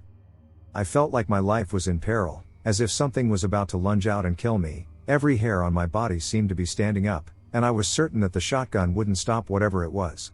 Despite the terror I was feeling, I forced myself to stop and scan the woods, looking at both the ground and the trees, thinking that I might see a panther nearby readying itself to pounce on me. There was nothing that I could see or hear, everything was deathly quiet. It was about this time that I first remember an inner voice saying something like, "Don't stop. Go. Quick. Don't run." I started praying as I walked to the house. In every fiber of my being, I felt a sense of malice and intent. Whatever the motive was, it wanted to kill me. I felt sheer terror and dread in a way I had never felt in my 17 years of life. Remember, I grew up in very rural areas full of remote, isolated spots. Those places were where I felt most at peace. Animals didn't scare me, but whatever this was did. That feeling was terrifying and consuming. It was all that I could do to walk home, clutching my useless shotgun and praying to God to protect me. And he did. Usually when I got within 200 to 300 yards of my house, the feeling would subside. This time the feeling followed me right up to about 50 yards from my home. I continued praying, and as I reached it, the feeling eased off, but I felt like whatever it was nearby watching. From that day on, I occasionally felt a malevolent presence emanating from the nearby woods. Sometimes it didn't feel safe in my yard at night. I remember once when I walked into the backyard and heard the scream again. It sounded like a woman screaming in terror, but it was too loud and lasted too long to be a human voice. Then, it changed to sound like a baby crying, but the crying became distorted and twisted, giving the impression that something wicked was trying to frighten me. From that point on I avoided the woods, especially when alone or in the evenings. I turned to partying and tried to push the events from my mind. A year or two had passed without incident, and I had gotten too relaxed. Sometimes I get the occasional itch to go for a stroll at night. The moon was mostly full, the sky was clear with many stars, and it was a bright, beautiful early autumn night. I still had enough apprehension to stay out of the fields and woods, especially alone at night, so I decided to go for a walk down the rural country road. It was probably around midnight. I had walked several hundred yards down the paved road and cut across the corner of someone's cow pasture to get to a dirt road. I had gone about 50 yards into the pasture when I heard something moving in the cornfield across the dirt road. I stopped, listened, and heard the sound of something big moving quickly through the cornrows. At first I thought it might be a deer until I realized that the steps and movement sounded bipedal and large. It moved through the corn several times, paused, and then quickly moved again. After hearing the movement several times, suddenly the sound of movement was followed by the sound of a rabbit squealing. I instinctively crouched, peering into the darkness. Up until this moment I had only been curious as to what kind of animal I had gotten close to. I had no way of fathoming what was about to step out. I saw a large bipedal figure walk out of the cornfield. It crossed the dirt road and stepped over the electric fence mid-stride without pause or effort. In the bright light of the moon and stars, I could make out some details. Its head had significant wolf-like features, a long snout, and pointed ears. It was taller than a human, maybe 7 feet, possibly a little more, and it walked leaning forward with its shoulders hunched forward, like it was slightly crouched. It was covered in hair, but the hair seemed thinner or shorter on much of its torso and arms. I remember noticing it had a very lean, powerful, muscular build. Its arms seemed unusually long and hung low as it moved, and it clutched something in one of what appeared to be long hands. I couldn't make out its color because of the limited light, it just appeared dark colored. I never noticed a tail or whether it had the double knees these creatures are often portrayed as having. Despite being a semi-bright night, a lot of its body from the waist down was obscured in shadow. It crouched on the ground, clutching the rabbit in both hands, and I started hearing wet and crunching noises and realized that it was eating the rabbit. It was squatting low on the ground, holding it with both of its hands, eating it like you might eat a fried chicken drumstick and thigh with 2 hands. At this point I guess it couldn't have been more than 40 yards from me. It's hard to remember details you didn't think about at the time many years later. I had on a camouflage jacket and jeans, and I remember trying to make myself small while crouching and hoping it wouldn't notice me when it paused and sniffed as if smelling something. Then it raised its head up and sniffed the air. It was at that moment that I thought, crap, I hope it isn't smelling my scent. At that moment it looked directly at me and emitted this low guttural growl, and I swear its eyes flashed red, something that I've never seen an animal do without a light reflecting in them. It was less bright than when a light reflects directly in an animal's eyes, but distinct enough that I could see the red eyes briefly flicker in the darkness. This didn't appear to be reflected light, it appeared to come from the creature for a split second and then disappeared. Bizarre, I know. Looking directly at me, the creature stood up like it was challenging me and growled this low, guttural growl that I heard from 40 yards, or less, away. At that moment, fear overcame me. I felt an overwhelming urge to run back to my house, but something inside me warned me against it, warning that if I did, it would catch me and kill me. When I previously told about all of the times I felt hunted and I felt a sense of unnatural terror, like my life was about to be forfeit in the most sudden, violent way. Well, now it was like I was looking at the source eye to eye. Somehow, I was aware that this creature was a malevolent entity, possessing far greater power than myself, and an inaudible voice repeatedly warned me that if I fled, my life would be forfeited. Walk, don't run. Pray. Stay calm. These thoughts kept going through my head, but they weren't coming from my conscious mind. I cautiously withdrew from the field, avoiding turning my back on the creature except for a brief moment when I needed to cross the electric fence. Even then, I made an effort to maintain eye contact with it. At this point it had moved deeper into the shadows of the pasture and was moving parallel to the direction I was going. I would occasionally hear it moving through the field, still staying parallel to me as I had begun to walk down the paved road toward my home. As I moved down the blacktop, I came to a section of woods with no houses or lights nearby. I had to walk through at least a few hundred yards of wooded road to get back to my house, and there was only one house on the way, no lights anywhere, and nothing but woods. The thing tracked alongside me the whole way, moving through the woods in the darkness with absolute ease. Occasionally I would hear a branch crack or the swish of vegetation, and a few times it stopped to growl that low, guttural growl at me. It's odd how I could hear it growl. I don't think I would have heard a dog growling at that distance. The entire time I felt this overwhelming sense of dread, fear, and imminent, inescapable death. I continued to listen to the internal voice and prayed hard the whole way. It kept telling me to walk, not to run, and to pray. I prayed. Oh, did I pray? I don't know whether it was the voice or my intuition, but I somehow knew with absolute certainty that if I ran, it would kill me. There was something symbolic about the act of fleeing from this evil, and I knew if I did, everything was over. As I walked through the dark, wooded stretch of road, I remember wondering if any of my remains would be found, and if so, what they would claim did it. I kept feeling like I was going to be killed at any moment. Time seemed to drag on. It seemed like forever until I got close to my house. I finally reached my driveway and even walked backwards up a hill to my house because I didn't want to turn my back to it. Sure enough, a creature was across the road from my house, growling from the edge of the tree line and bushes. I finally bolted when I got about 10 yards from my door. I ran through the house locking doors and grabbed my old shotgun even though I felt certain that the small game loads I had in it wouldn't do anything but piss the thing off. I was too afraid to look out the windows, as I knew it was outside and feared seeing it looking back at me through them. The feeling this thing gave me was not just a dangerous one, it was an evil feeling, as if it were a wicked, unnatural entity. If my memory is correct, I sat in my room and prayed until dawn broke. A few weeks or months later, I can't recall the details, my little sister came downstairs sometime around or after 1 a.m., pale and filled with panic. She was terrified, you could see it all over her. When I asked my family what was wrong, they told me she had seen a bear crouching outside of her window.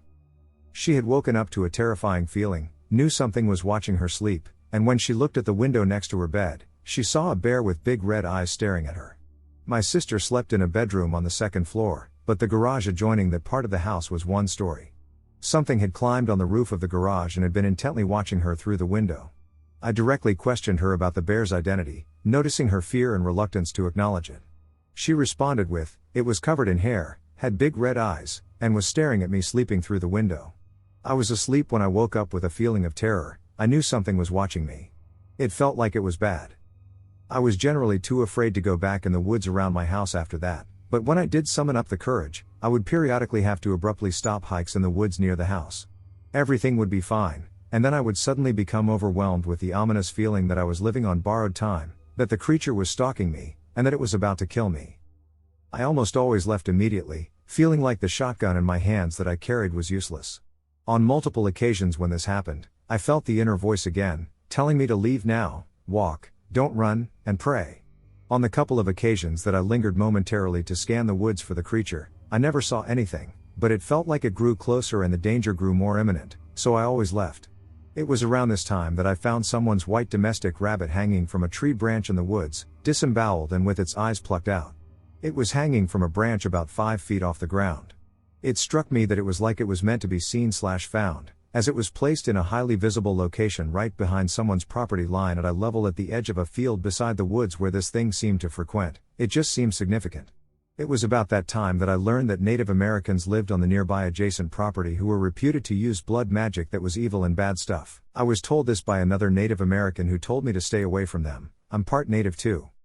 We lived near a reservation, and multiple natives had told me about someone who was a known shapeshifter, someone who had purportedly demonstrated their ability to shift into animals, and they had ties to this family. The few times someone told me something like that, they always acted like it was a taboo thing that they should not be speaking of.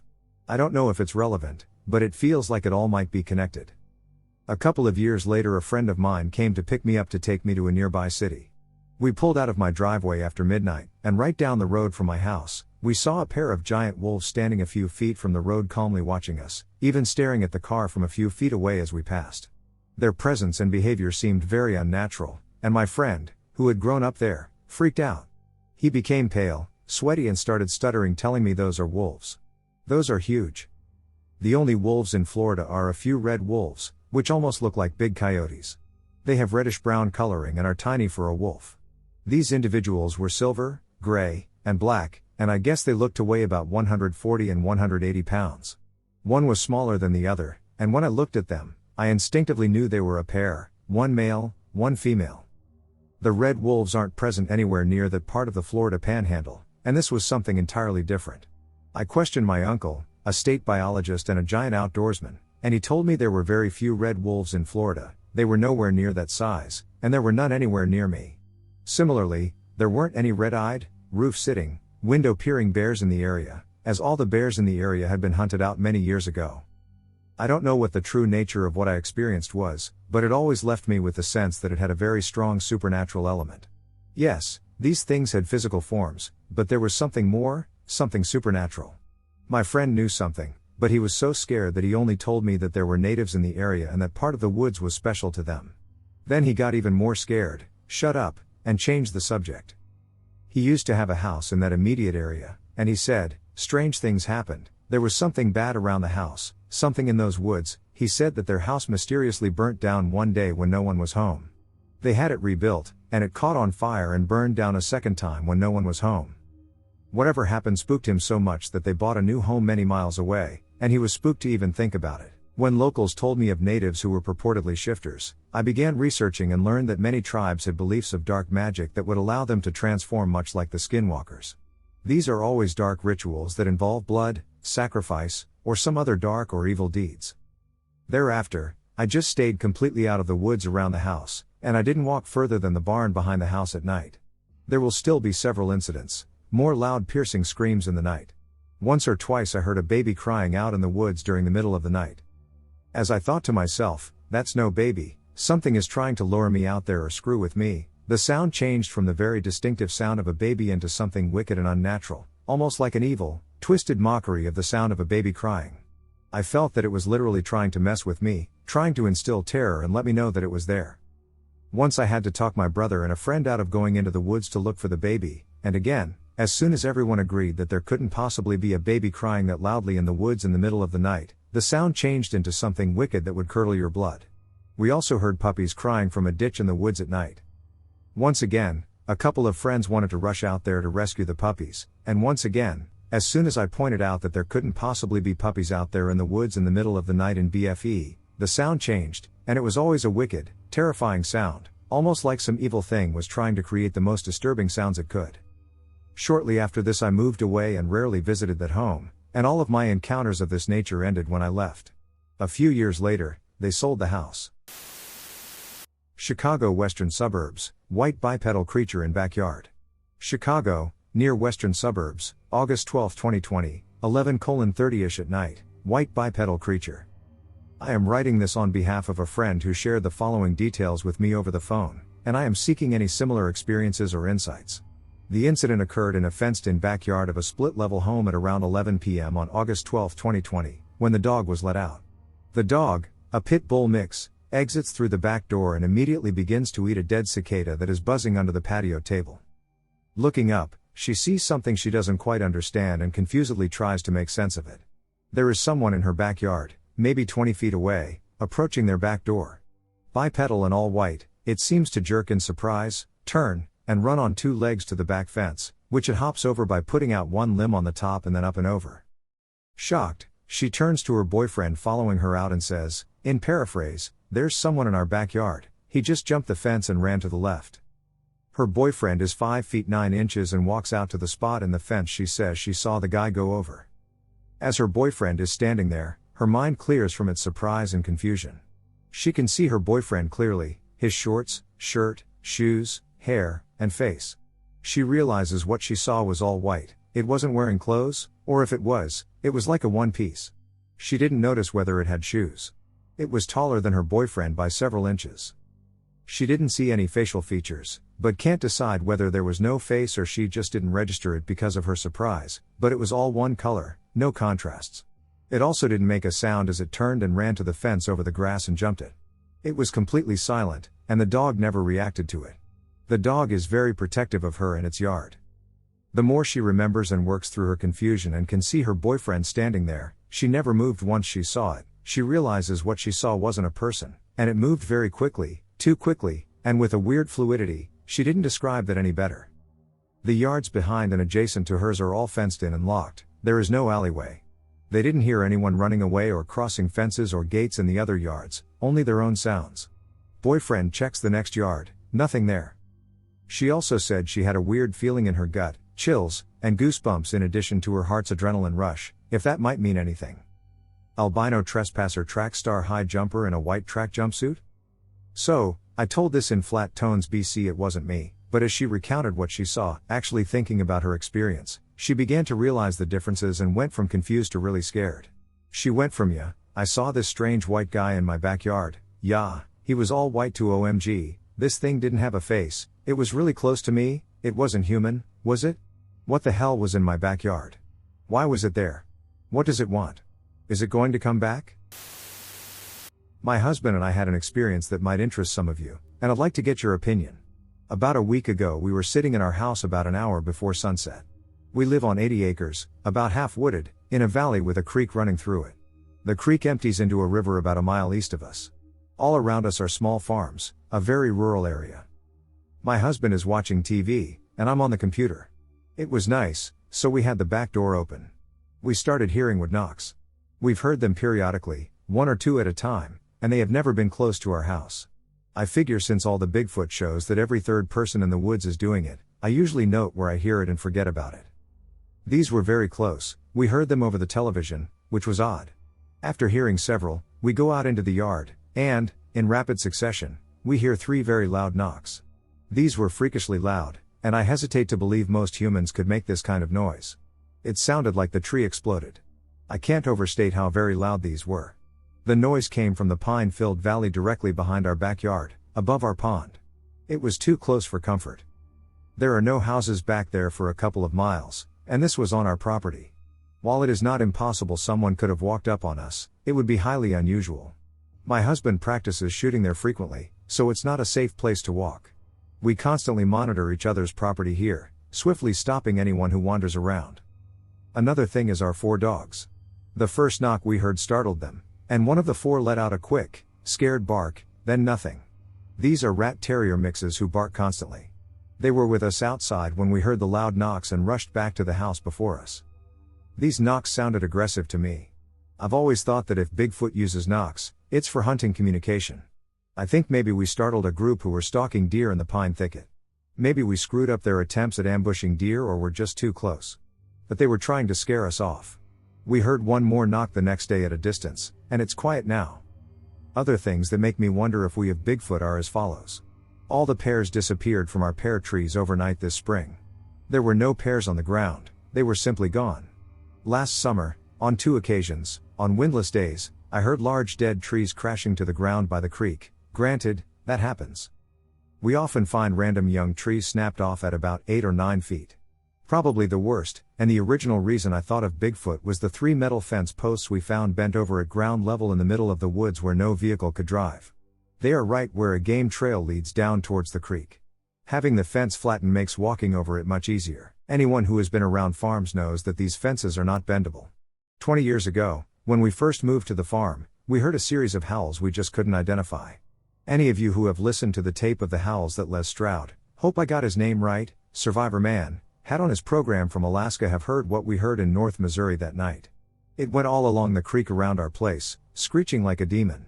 My husband was raised in Arkansas and I on the Mo/ARK border in the woods, so we thought we could identify any animal. We couldn't. We've never heard it again.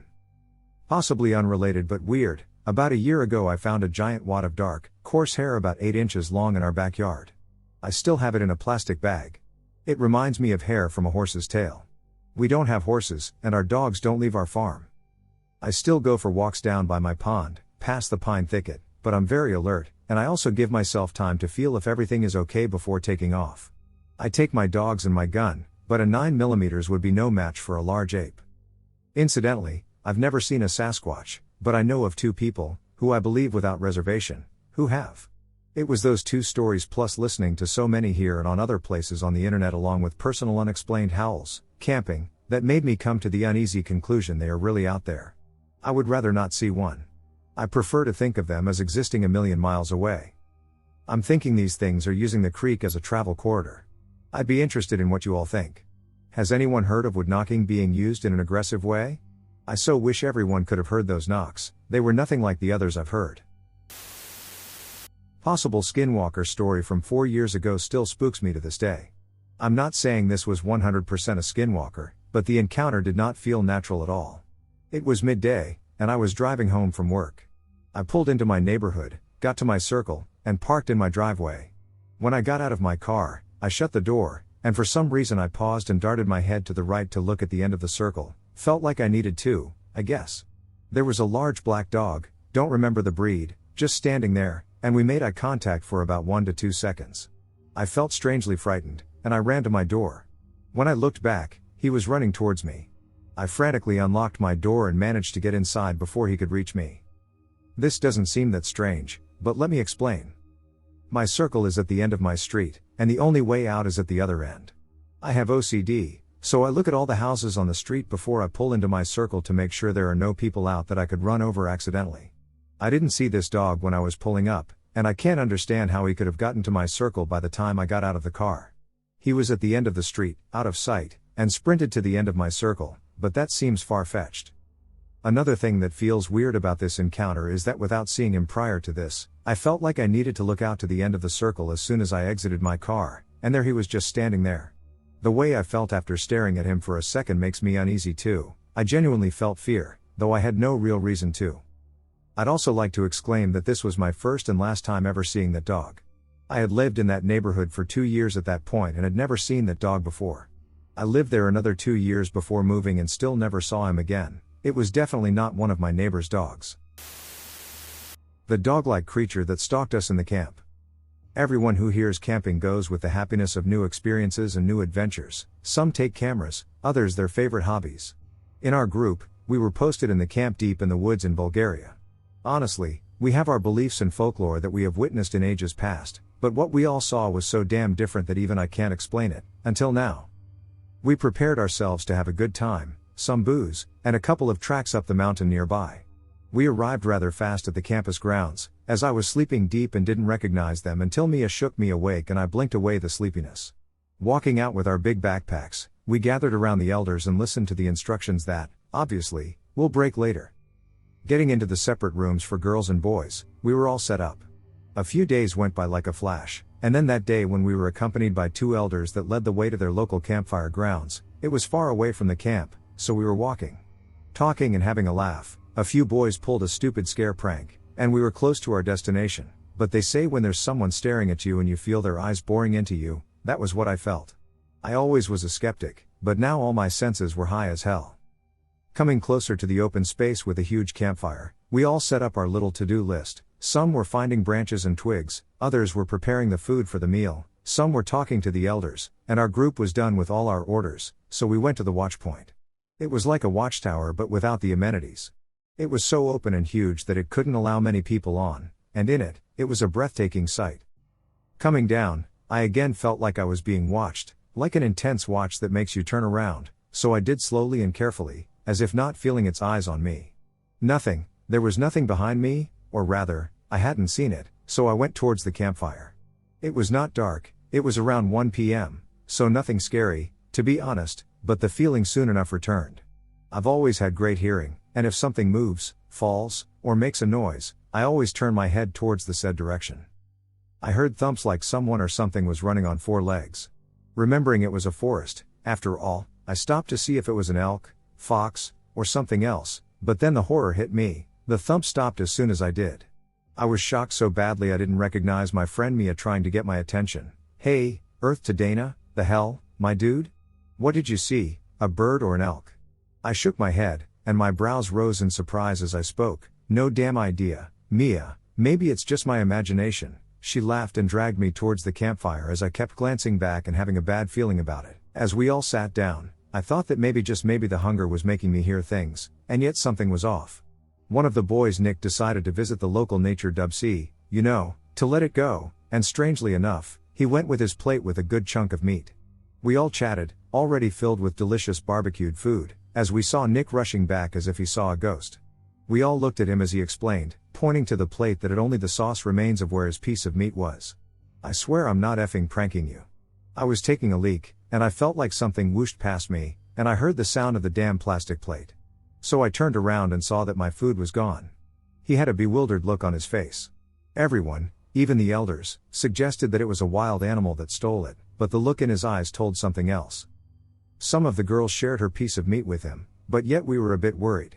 After collecting all plastic and remaining food into a trash bag that was set aside for us to take when we left the campfire grounds, the elders suggested walking around a bit and showing us a few other places with waterfalls and caves. As we walked across the horse path looking at the indentations in the wet mud, we saw a few rather strange ones and stopped to observe. They were wide, as if made by bears or canines, but how could they be so wide and big? Shrugging it off, we walked a bit further when the feeling hit me again. We were watched by someone or something. As I turned my head, I spotted a rather old treehouse. As I alerted the others, the group continued ahead, not waiting for us. We all walked towards the house, and we saw a ladder. It was just pieces of wood planks nailed to the tree heading up. We decided to climb up as we heard a few twigs being broken, and rustling as if someone was running around us. We stopped and decided to shrug it off. Climbing inside, the smell was of wet wood and dust. As we all climbed in, Nick, who was last to climb, yelped and screamed, "Get inside now." We all gathered further into the treehouse, looking at him as if he was a lunatic. We looked at him for an explanation as he was shivering and trembling. It was summer, so we had our t-shirts on as he turned and said, "I saw something huge and big down there running past me." We all panicked so hard as we looked at him. I whispered, "It's a bear, right?" He looked around frantically as one of the boys took out a knife, which made me smile because it would be a damn toothpick towards such a huge animal. He gasped for air as we all tried not to panic and not to hit the fan. We heard some running around. It was the sound of a four-legged animal. If it's a bear, could it climb in the house? My mind screamed. We all stood still as the running was now accompanied by the growl of it. As I suggested it was a bear, it was not bone-chilling as we heard the next sound. It was a mix of the howl of a wolf mixed with a human howling in insufferable pain. We all froze. It felt like a damn horror movie. We heard something climbing a tree as we all stood still, cowering in the back of the treehouse.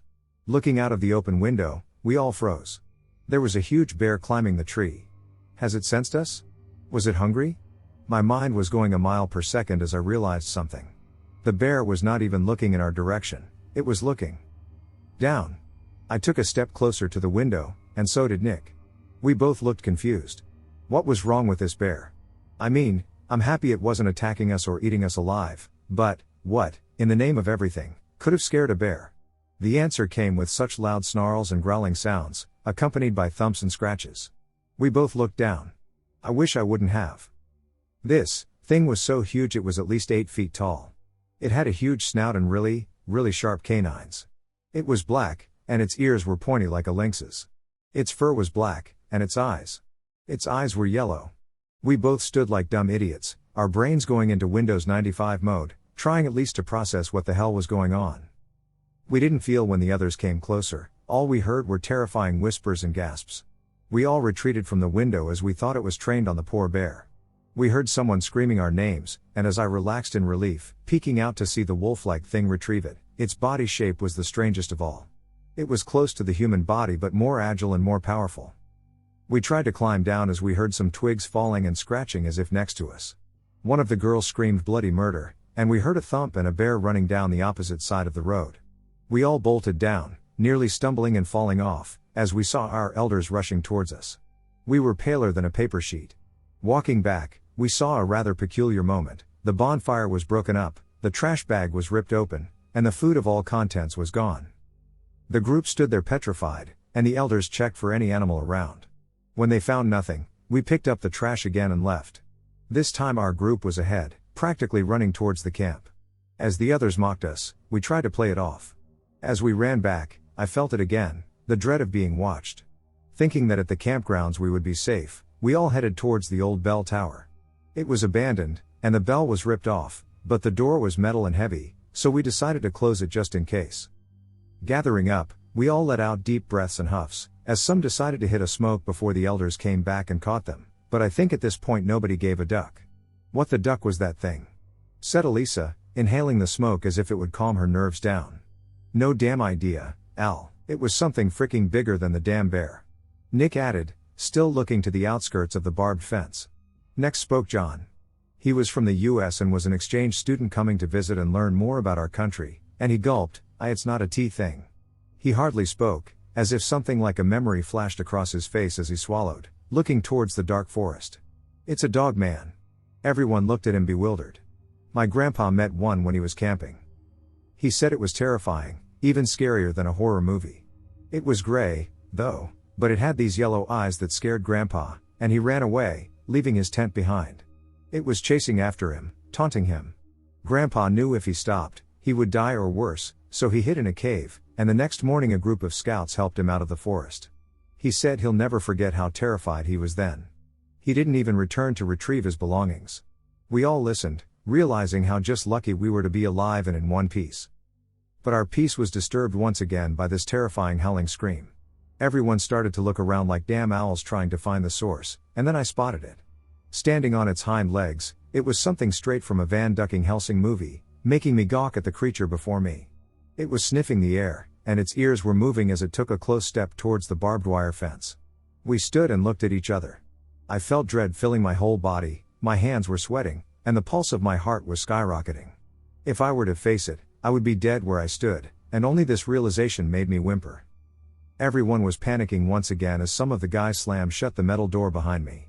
Alas, I never broke the eye contact. Slowly, I tried to come back to my senses and breathe steadily. The so-called dog thing or werewolf thing tilted its head to the side as a curious puppy would and bared its teeth, making me tilt my head involuntarily to the side. As its head snapped towards the voices, it bolted towards the depths of the forest. We were quiet for a moment, and then I spoke, "We're not mental.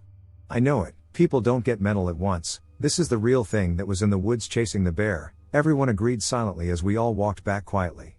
Every single one of us was quiet and antsy. Every single noise made us jumpy and nervous. We locked everything we could and even tried it a few times, still scared of this Dogman thing. Honestly, we all went back to sleep, but I couldn't sleep that night as I was on edge. It turns out that everyone who was in our group was on edge and didn't have a good sleep. Outside was a full moon, and I looked at it, remembering these ambers looking back at me. It didn't cross the fence, it didn't attack us. It could have, but the most unusual thing was that it was curious about something, and definitely, it was intelligent. It didn't let me bat an eye as I walked to the window, and this time I felt watched again, and my whole skin was covered in goosebumps looking at the dark forest.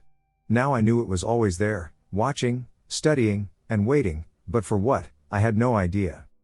You see, I was a skeptic and non-believer, but this story made me and my friends scared to go camping. Even if it's a huge group, I'd rather stay inside, but what truly makes a non-believer a believer is an experience of facing it yourself. The bear was enough for me to set the uneasiness in the depths of my soul. This is my story of the Dogman or the werewolf, whatever you call it, which still makes me wake up in a cold sweat, looking frantically around and checking my door and window locks. Sometimes I still have the feeling of being watched. Is it my paranoia, or has it really followed me back? I could never give the answer. The story was told to me by a close friend of mine.